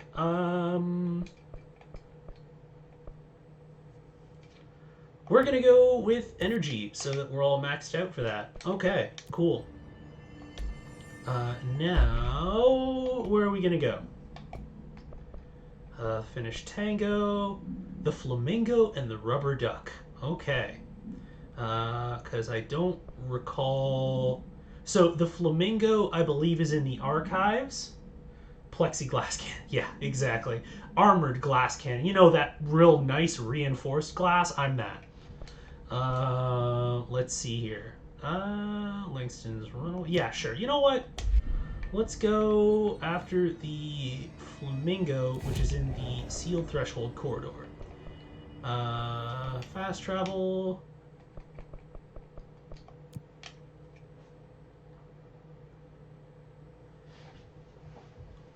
Lasts for 5 seconds. Oh, interesting.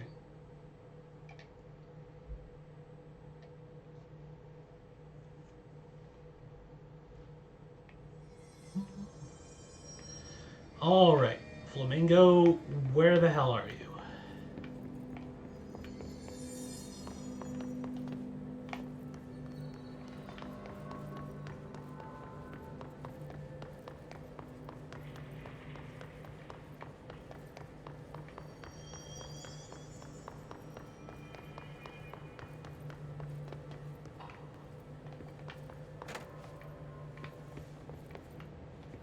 Nope.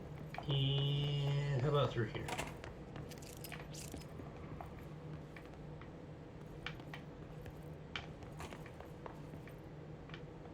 That's the checkpoint.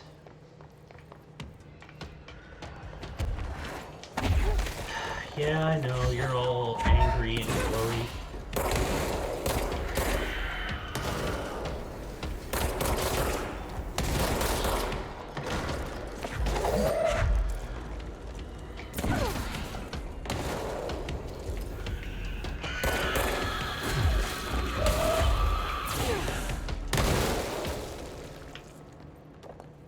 We good? Anyone else? No? Okay. Lovely.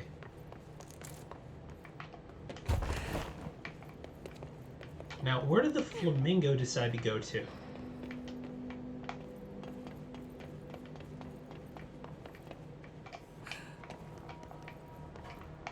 I feel like I might need to buff Levitate a little bit. Is it in here?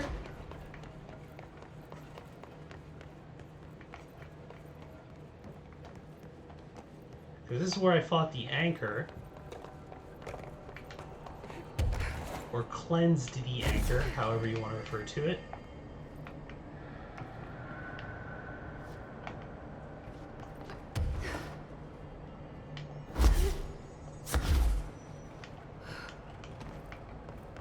As long as there isn't, like, another chamber somewhere in here or something.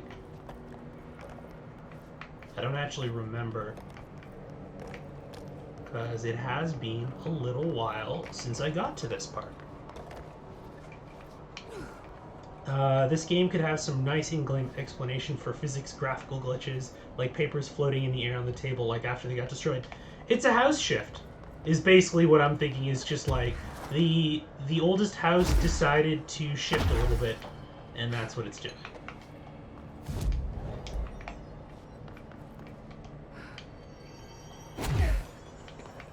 Okay, so it wasn't in there.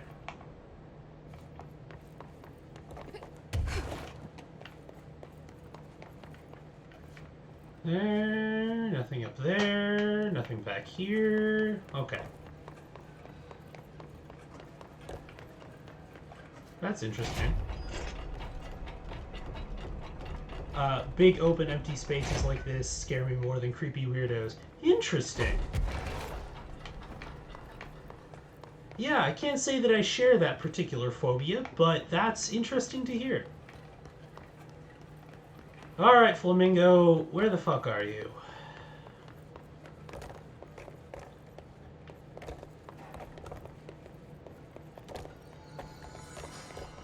Because this is kind of what we were looking for before.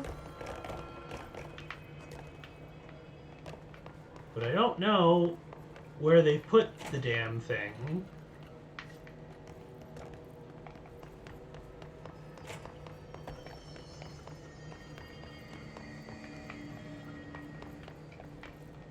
Yeah, we had that's the turntable below there.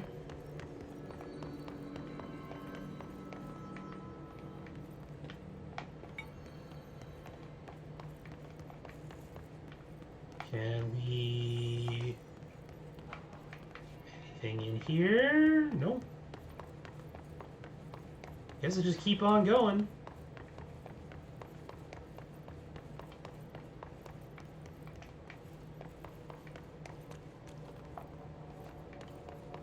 Well,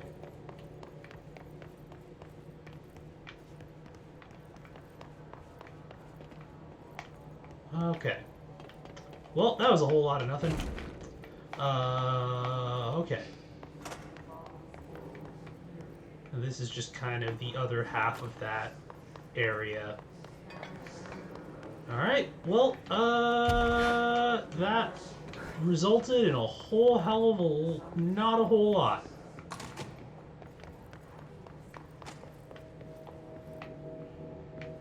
That was weird. Got a weird, like, graphical artifact there for a moment. Oh well, okay, main mission it is, I suppose.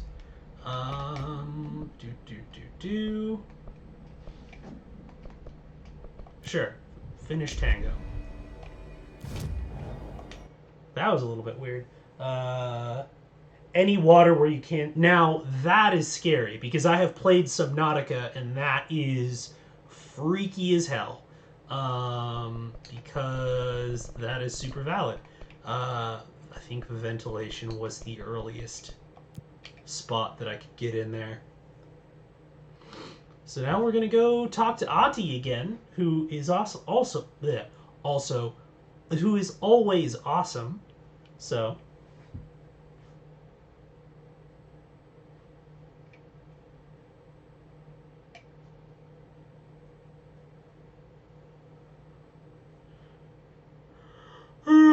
excuse me. Oh my goodness. It's always remarkable to me how long the loading times are in this game. Let's see.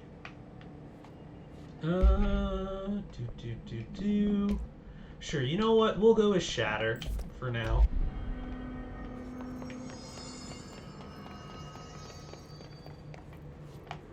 Or is ventilation in the other direction? I think it's in the other direction. Yeah, it's through here. This is where Ati's office is. Okay, no.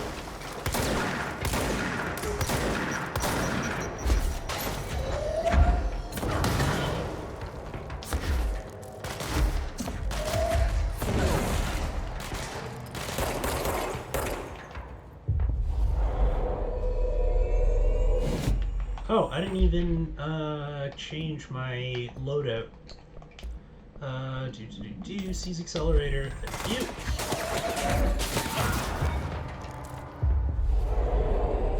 Much faster. There we go.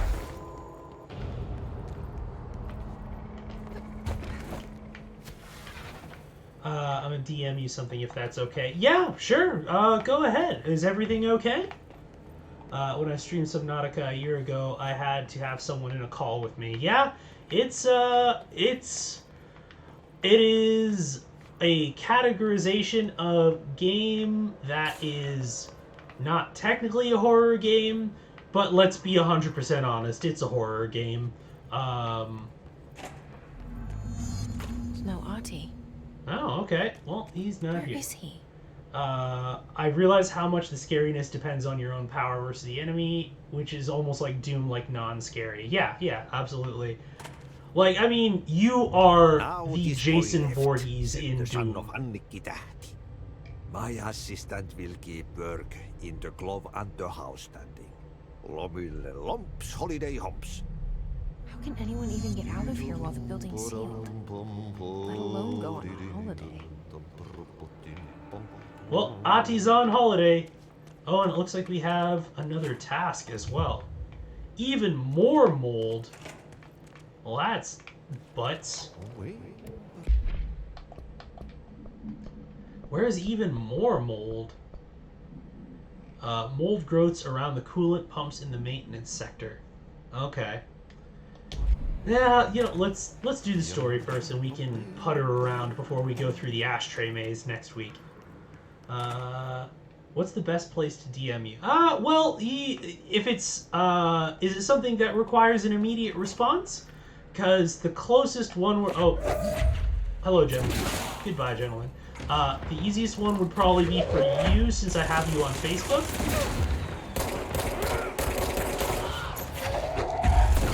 No. Bad.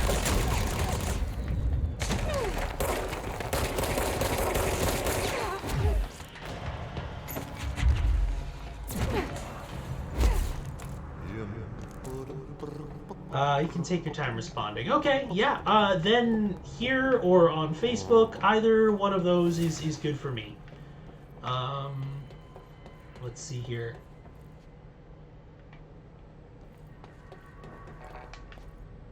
Aw, but there's loot in there and I want it.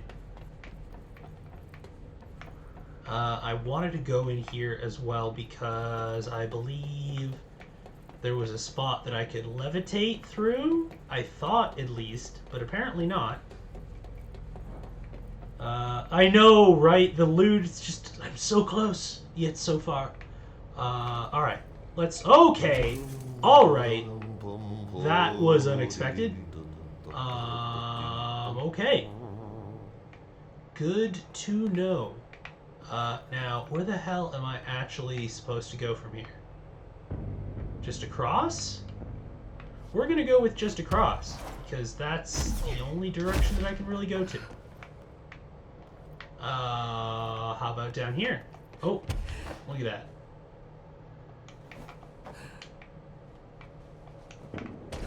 Aw, can I not? That makes me sad. I can't even get up there now, can I? Nope. I would need to upgrade levitate. Well, that's my punishment for not choosing to upgrade that. Oh well. I'll go back for it later, it's all good. Love when a game gives you telekinesis but not for loot. Yeah, and also, like, reinforced glass is just indestructible in this game. Oh, we have a control point. Look at that. Beautiful.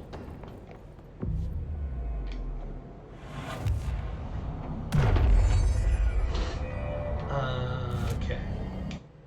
No, I don't want to go anywhere.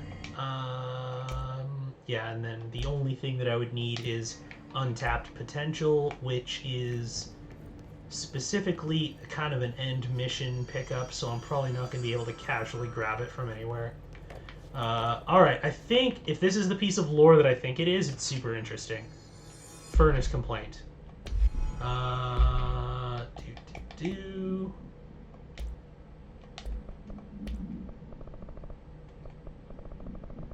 Where are you? Furnace complaint. Re the furnace. Why aren't we allowed to burn outdated paperwork in it? Seems like a waste of perfectly good fire. I'm just trying to save you a couple of bucks and a lot of sweat. Usually people in suits appreciate that, right? What is the furnace even heating? And who's in charge of it anyways? It's always lit, but I never see anyone tending to it. And the noise it makes, isn't it just a little, I don't know, off? I mean, I can't be the only one who hears that weird wheezing or whatever it is. Someone should take a look at that thing. Might be time for a replacement. Oh, whoever this person is really new here. Well, that was cool. Alright. So we got the control point. And what do we got? Oh, we got more mold. Oh, that sucks. Okay. Getting in here too? What do I got? Yeah, I'm gonna need spin for this, I think. All right. Let's get clean, said, cocking her gun. Oh, we got ranged boys.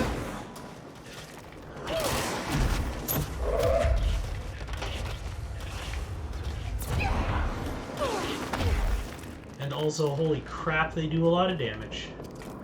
Alright, where are you shooting me from?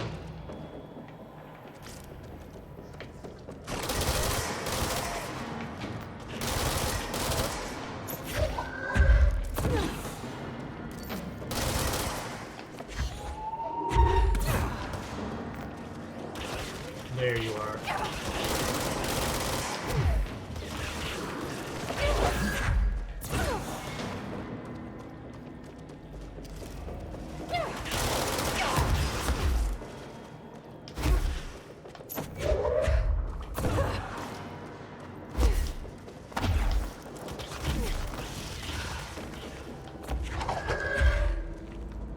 Alright, where are you?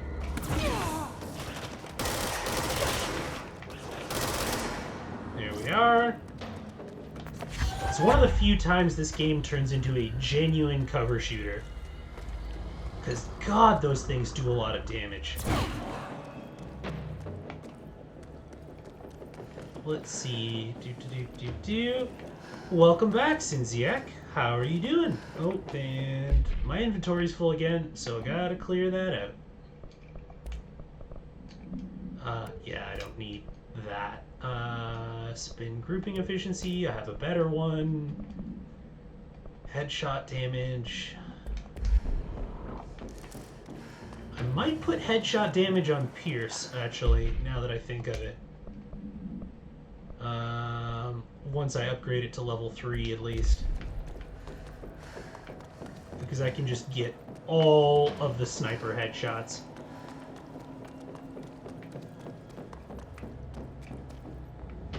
Oh, is that actually, like, a genuine... Because that looks like a graphical error. Goodbye. And is that loot down there? No? Okay.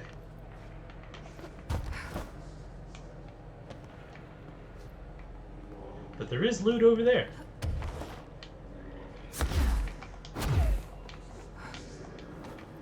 Hey, look, it's the Ocean View Motel again. Threshold Remnant, okay. Oh, wait a minute. I'm, like, right here. I can take care of this right now. I think? I hope?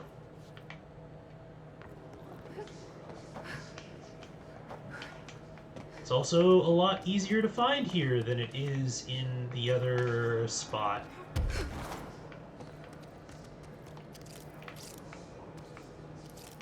Yep, there's another one there. And there's gonna be like a couple hidden like way up there, I think.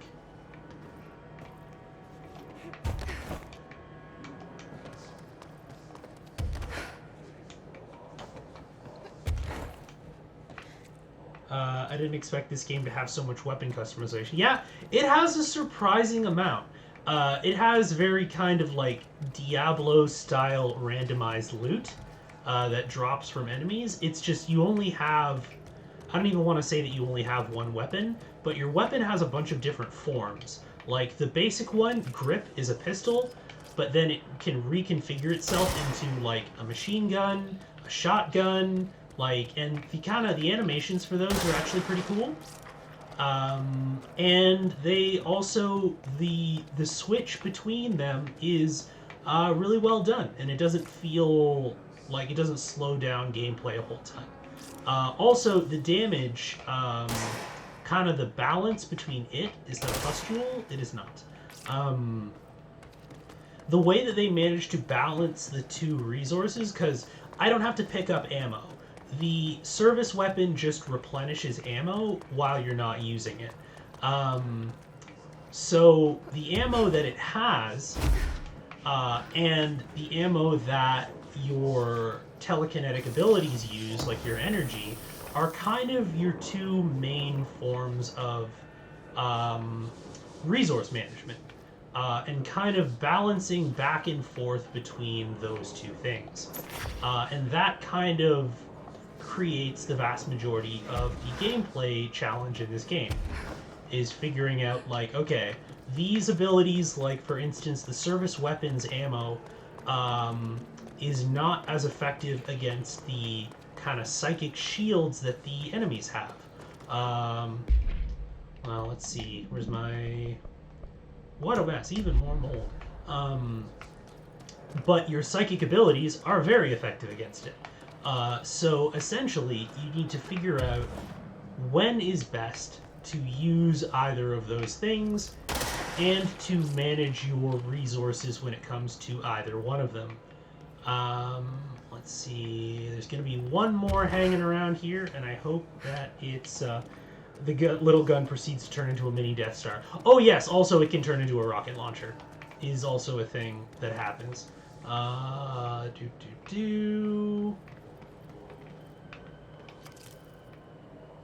Or it functions as a rocket launcher, I should say. Nicely explained. Thank you very much, Tim Casey. I do my best.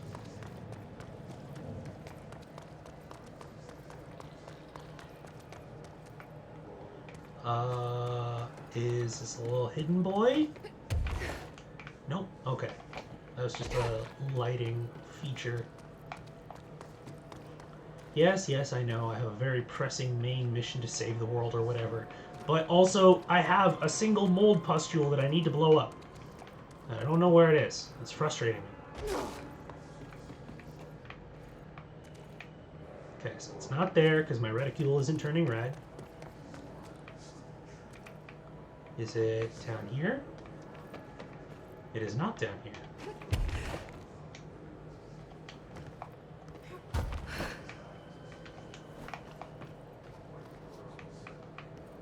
I'm gonna be really annoyed if, like, it's somewhere that was, like, an inch to the left of where I was looking and I just straight up didn't see it. Because that happens so often with me in video games. Oh, wait a minute. Is it down here? Question mark?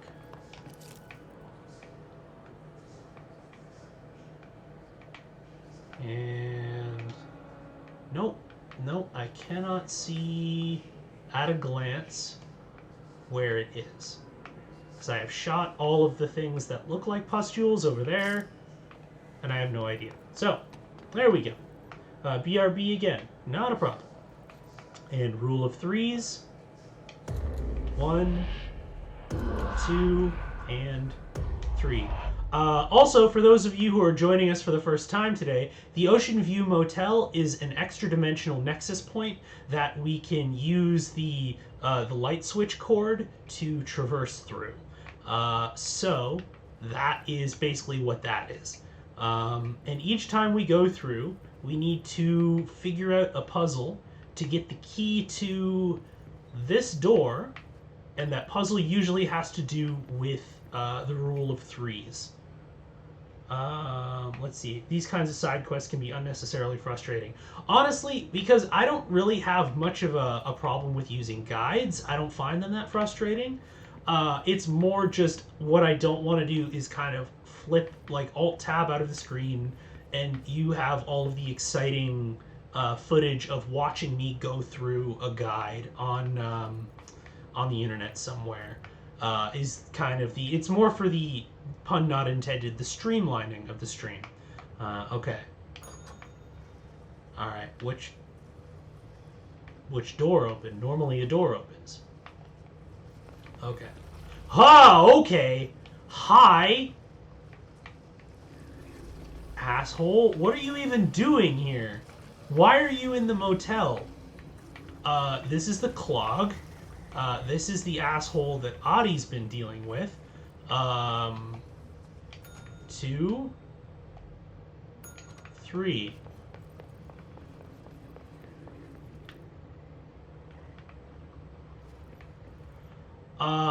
So, okay.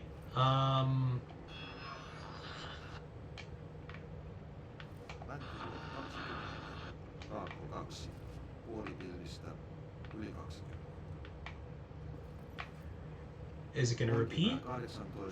If anyone speaks Finnish who can translate that for me, because apparently they decided to not put subtitles.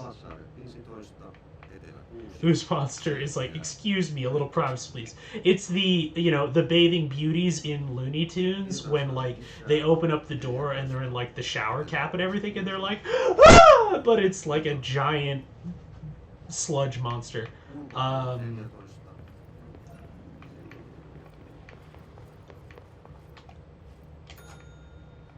And Sludgy Boy's there.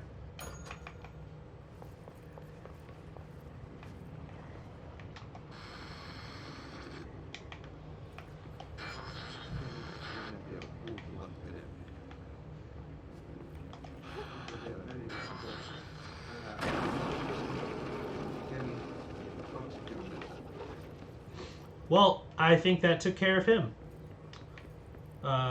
Because it was so low. Yeah, it's a little bit weird.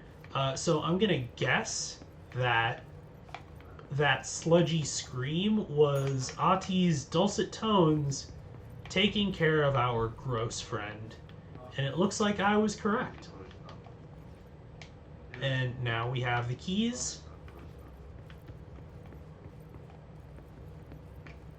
to go through.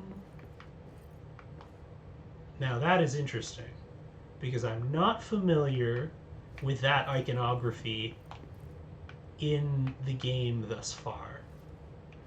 But, and fun fact for those of you who are coming in, we have met several extraplanar entities.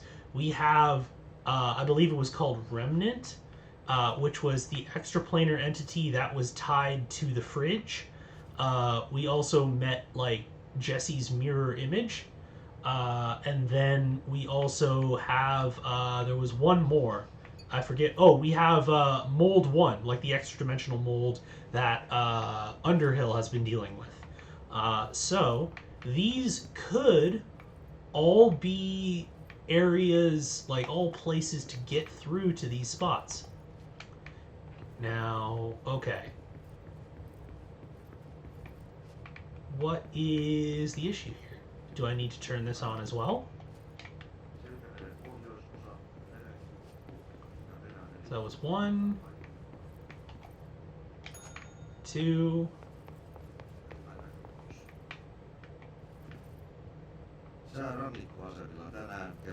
All of those are on, okay.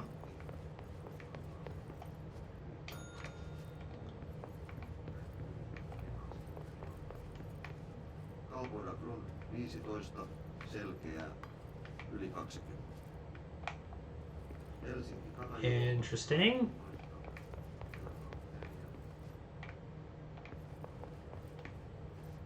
Nothing behind there. Oh, wait a minute. Is it because I have another mission up? That's... I didn't even turn that on.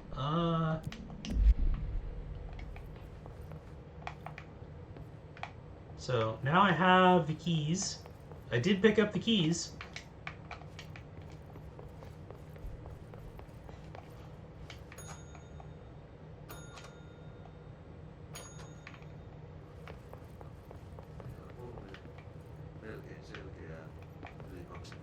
Okay, y'all, where do you want me to go next? Because I picked up the keys off the desk.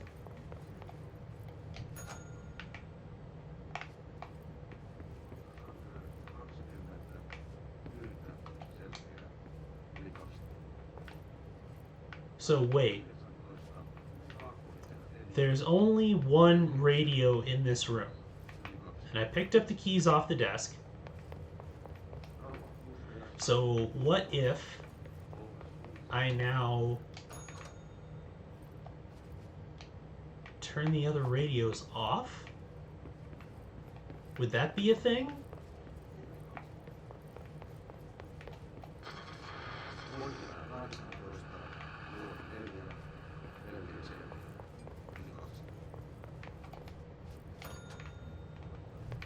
That's real weird.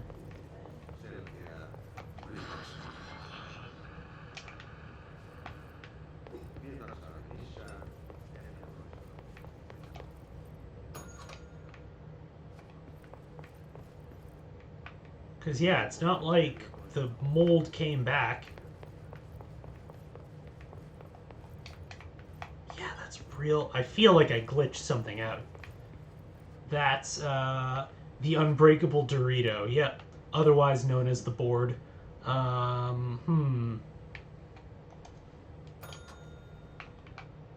Okay, I'm not...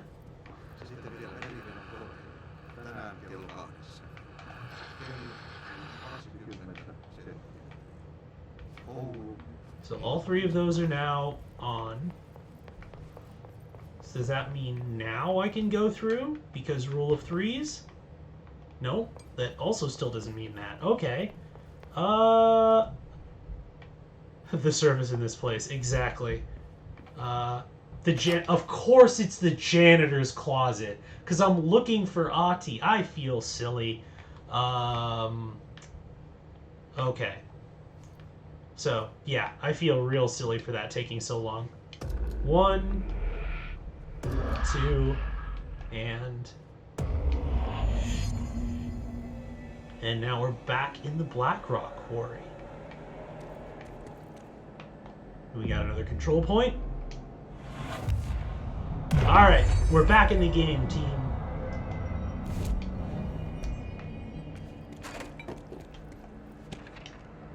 Albany. Okay. A response team was dispatched to a possible AWE in progress in Albany. Found and retrieved AI-63. Interesting. Oh, hey, look at that. First bot. We usually get one a stream. That's all good. Number of times I've done things like that while playing games. Yep. Wow, 2 bots in just a couple of minutes. I love it. The makeshift broom tripods, yeah. But it's all good. It's good to know that Nightbot is doing what it's supposed to do.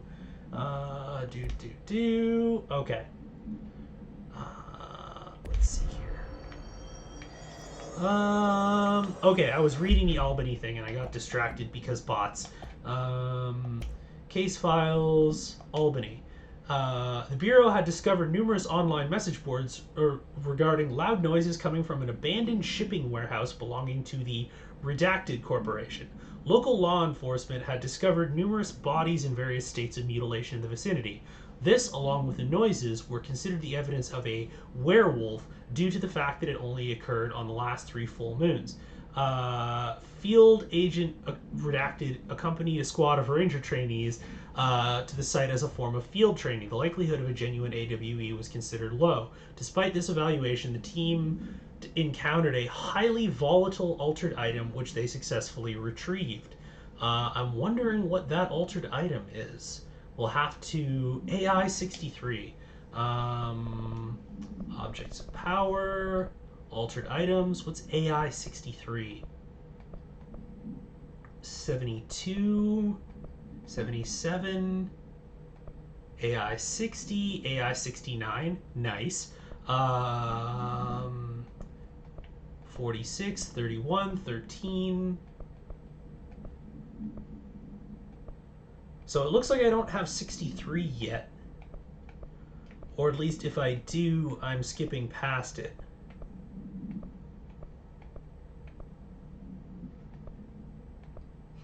Interesting. I will be intrigued to find out what that is. Okay, cool. Alright, let's continue.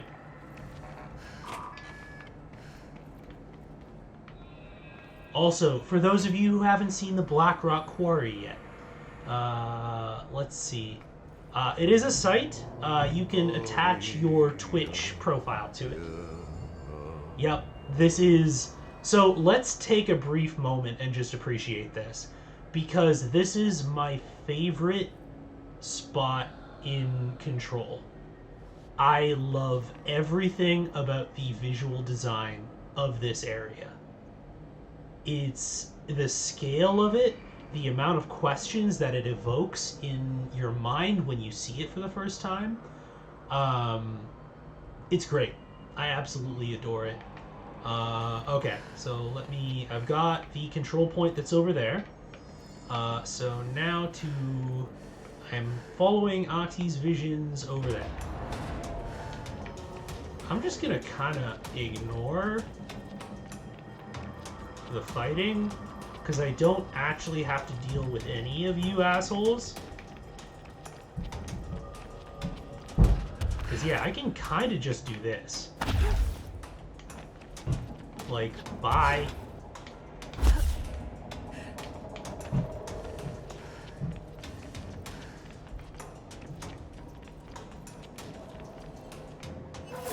Wow, okay. Well, you could do that, or I could do this. Go the fuck away. Thank you.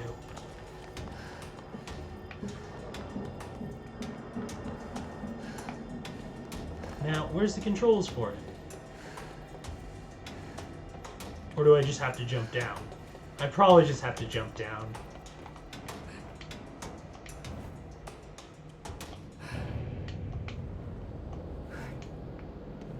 Restricted area. Interesting. The space aesthetic, stars, galaxies, and gas clouds. Yeah. And it's also one of those things that kind of messes with your sense of spatial awareness, because it's underground. It's like kind of another dimension. Yeah, but it's super, super pretty regardless. I'm gonna bust out Shatter, because there is 100% gonna be an enemy encounter in this room. Hey, buddy. Albany Supplement. Upon arrival, the squad broke into the warehouse and discovered boxes of undelivered merchandise abandoned by the previous owner. As they investigated the noise, Redacted along the south side of the building caused it to collapse inward. Wooden crates and accelerated physical Redacted from Redacted rendered field agent Redacted and 2 of the trainees unconscious. The others escaped the warehouse before it collapsed entirely. In the rubble, they found AI-63 at the origin of the Redacted, attracting and repelling debris. They stood guard around the item until the moon set, at which point the altered effect ceased. They returned the item to the Bureau without further incident. No fatalities occurred. The collapse of the warehouse was not witnessed by civilians, and thus no re-informing by the communications department was required. Interesting. I will have to find out what that is, because I need a way across here. So I'm going to summon the lift and also summon the enemies. Yeah, no, we're not doing this today.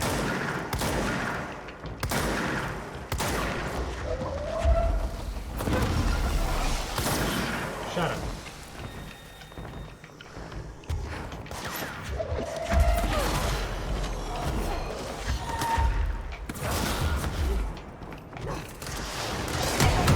Oh, jeez. Okay, 2 rocket launchers at once. Alright, was not expecting that.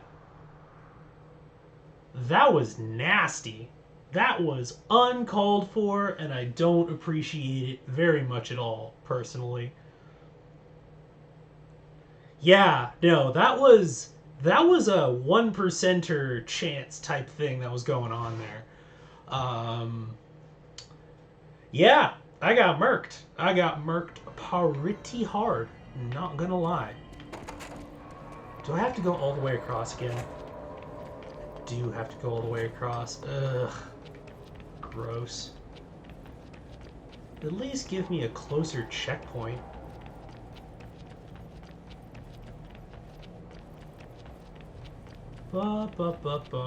Yup. I think what I'll probably do is get to the foundation, which is kind of our next stopping point, and then that will place us in a good position for next stream, and we will traverse the ashtray maze, which will be super fun.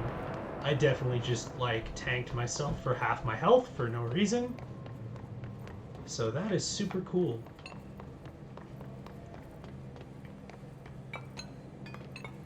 Any loot over there? No.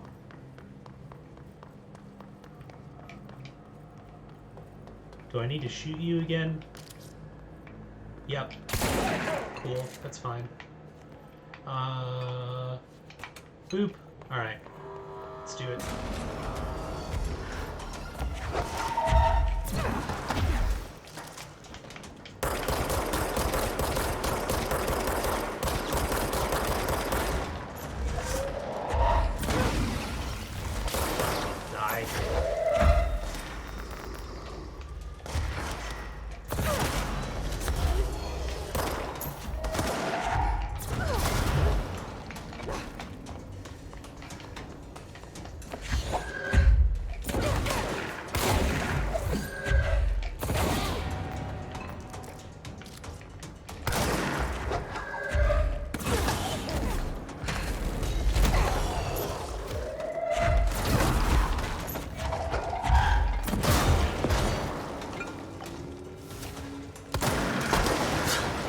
Nope! Alright, who had the rocket launcher? Who's the wise guy? You can have that back. Thank you.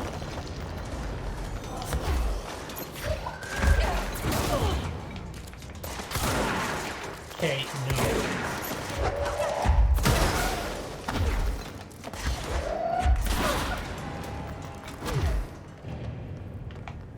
There we go. That went a little bit better. Before he could turn around, just, nope. Look at the flowers, George. And you, no. You're gonna be trouble. Though if I can take your shield buddy out. Nope, nope, nope. Please, no. God, it just goes 0 to fucked in the blink of an eye.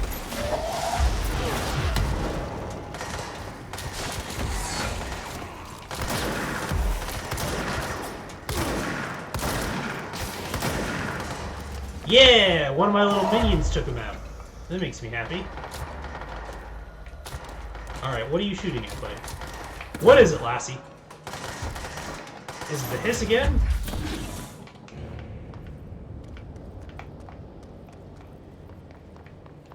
Go. Let's see. Alright, which one of you had the rocket launcher? Look at how exactly it's just like, oh, it was him. Get him. Yeah, no one wants to be the guy in that instant. Alright, let me just collect all the bits.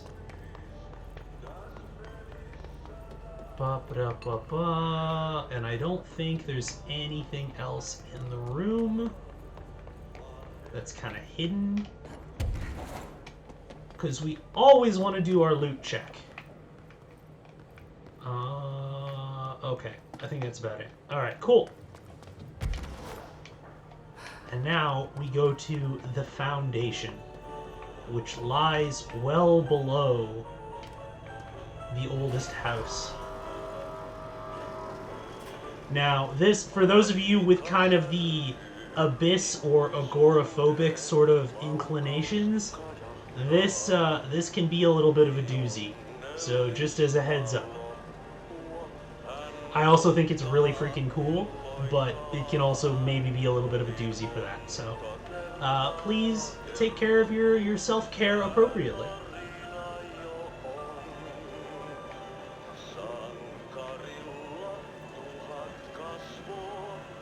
I do like the equivalent of like the elevator music that we're getting from Ati though. Like kind of agoraphobia is fear of open spaces, right? If I remember that correctly, if someone can correct me if I'm wrong.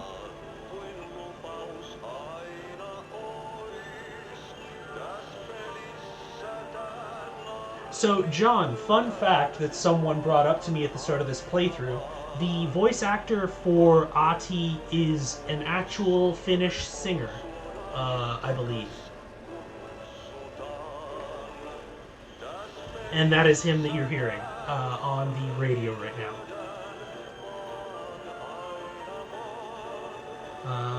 Fear of open spaces, but actually a more complex condition. Someone with agoraphobia might be scared. Oh, interesting. I was mistaken, and thank you very much for the fact dump there, Sophia. I appreciate it. And also, you just get that song in your multimedia tab to listen to if you want.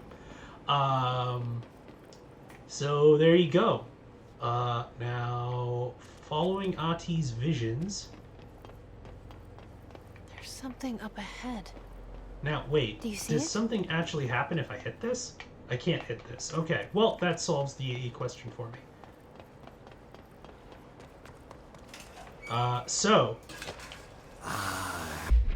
Plastic tree supplement. This seems seasonally appropriate as well. Let's see. The results are incredible, but more so the speed of discovery this allows us. AI-14 copies our speech, but after numerous tests, we've discovered that certain words are missing from its vocabulary. We began isolating these words, cross-referencing them with esoteric texts from early days of the Bureau. It's a pagan fucking tree! That's dope! Let's see. We found that these words, when arranged in particular formations and spoken at varying speeds and cadences, elicit a reaction from altered materials. We tested this specific string of words, a formula, if you will, on the other altered items kept in the examination hall. Varying physical responses were recorded with each one, with an 82% success rate. We've proven that words can tangibly affect these items. Specific applications must be explored, possibly for containment or identification purposes. This will drastically change our approach moving forward. And to think there are still more words to be found. So, we have a holiday memories tree that there are certain words from way back in the early days of the Bureau that have a actual tangible effect on the archetypical, what one might call magical or paranatural properties of various different altered items. Maybe tied in with whatever altered mythos has to do with the assimilation of pagan symbology of these various different Christmas trees. Yeah, that's pretty freaking cool. Alright, Ati, what's up, buddy?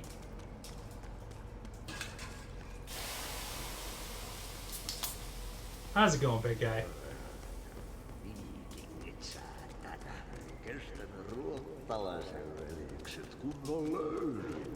Samma på svenska.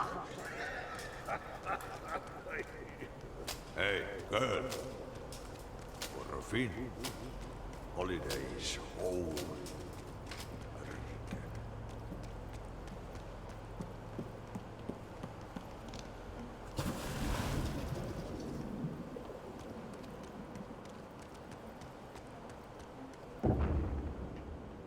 Ati?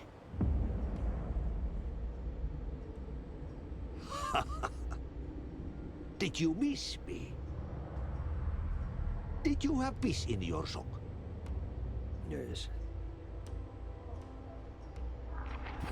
No. Bark don't make a wound. You did good.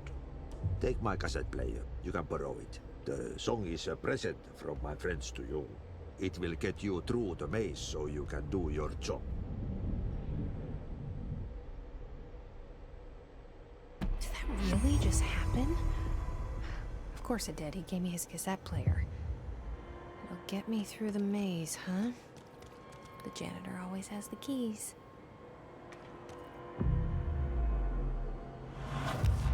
So, for those of you who are wanting to put the pieces together, Ahti, the Finnish janitor, who appears to, at the very least, be a very powerful paranatural entity, gives you his cassette player. The band that the song that is on that cassette player is from some of his old friends. The band's name, The Old Gods of Asgard. So, do with that info what you will.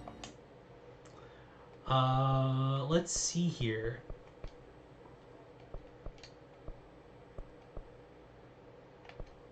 Yeah, it's pretty dope, right? And you are, I don't want to spoil, or do I? Okay, are we gonna do this?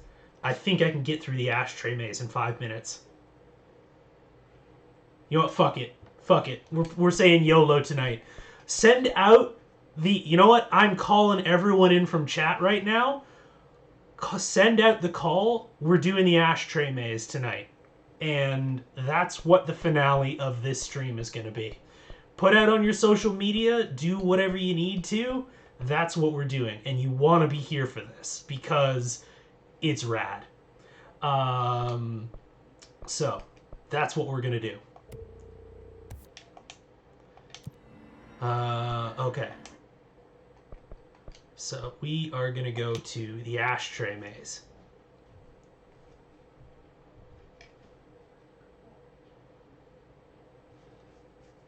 And John, if you were interested in playing this game, but you were not 100% convinced, this is going to be good. I promise you. Now, everyone, I'm going to recommend that you turn up your audio as high as you are comfortable, because we're about to rock. Let me just make sure I have everything all queued up.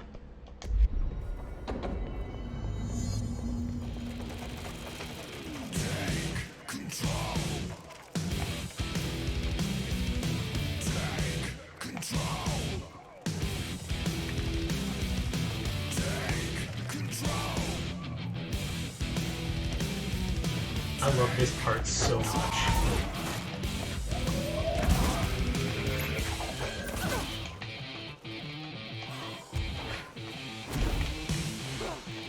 Where did you go? Through here? Yeah.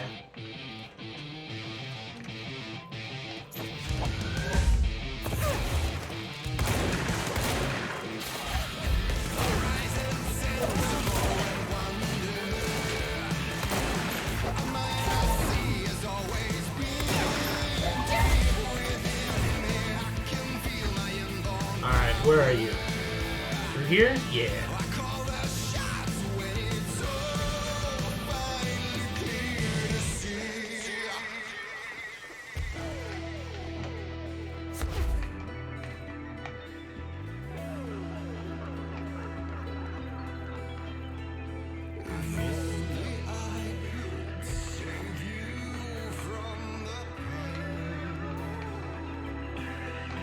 Alright, let's do. Where are we going? Through here?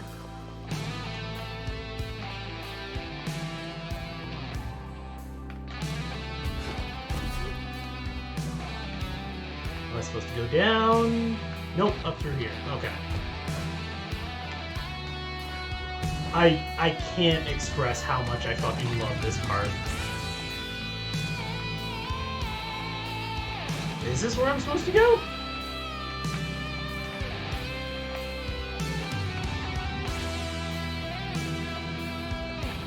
It's supposed to be guiding me, but somehow I got lost in the rock, and now I don't know where to go.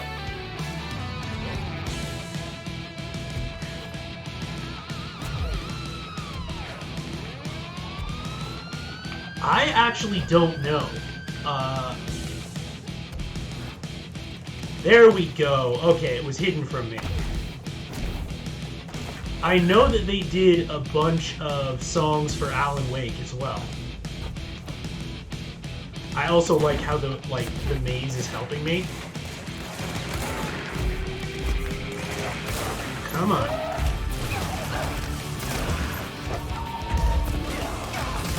No, bad. Bad hits. We are rocking and you are messing with my groove, and I don't appreciate it.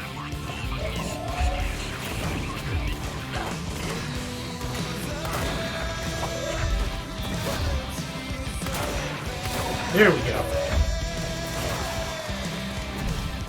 Let's go. Where are you? Where are you? Perfect. Old Gods of Asgard, I believe is the band.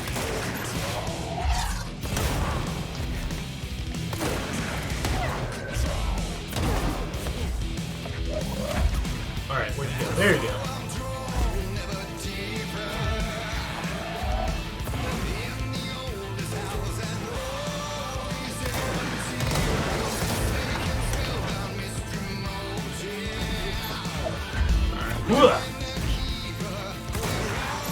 I wouldn't necessarily call it metal.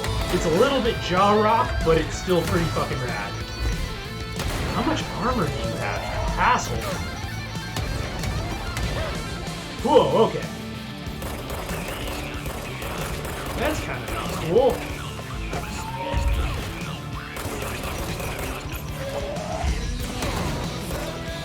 Come on. I mean, if you want to give me ammo, I can do that. That's fine. Alright, where do I need to go? Up there, I think.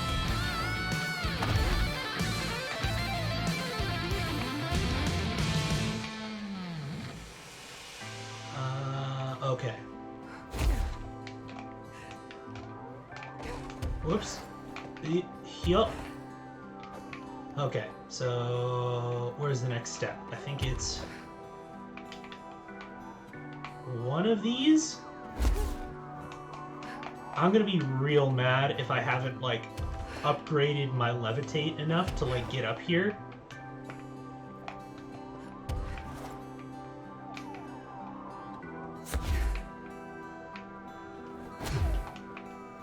Okay.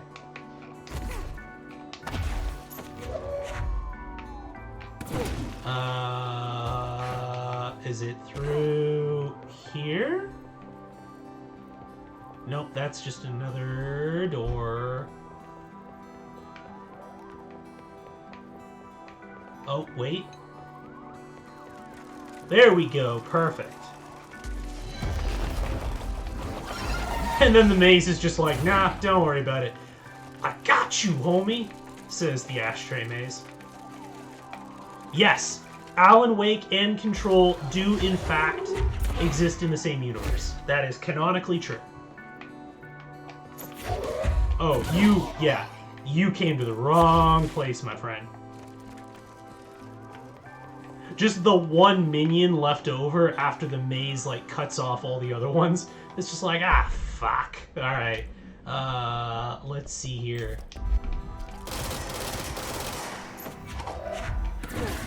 Okay, no. Thank you. Just, like, go after your friends.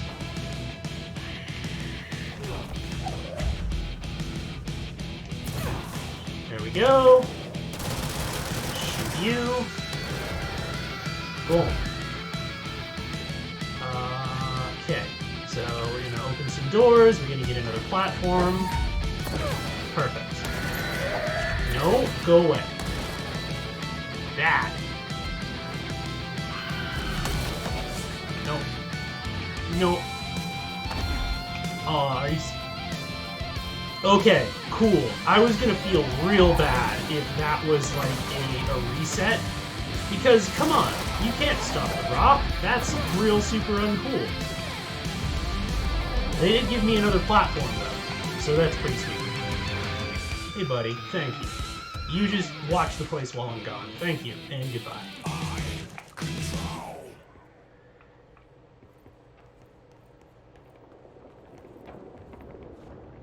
That was awesome. And I kind of can't think of a better way to cap off the episode for tonight.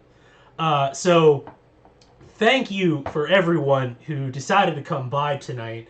Thank you very much for enjoying that part of my favorite part of one of my favorite games with me. And thank you very much for just generally coming by and deciding to spend time over here on your Friday night with us. Those of you who swung by for the whole stream or stuck by for the end, it's totally all right. Now, we're going to be back usual time, 5:30 to 8:30 on Monday with more Control.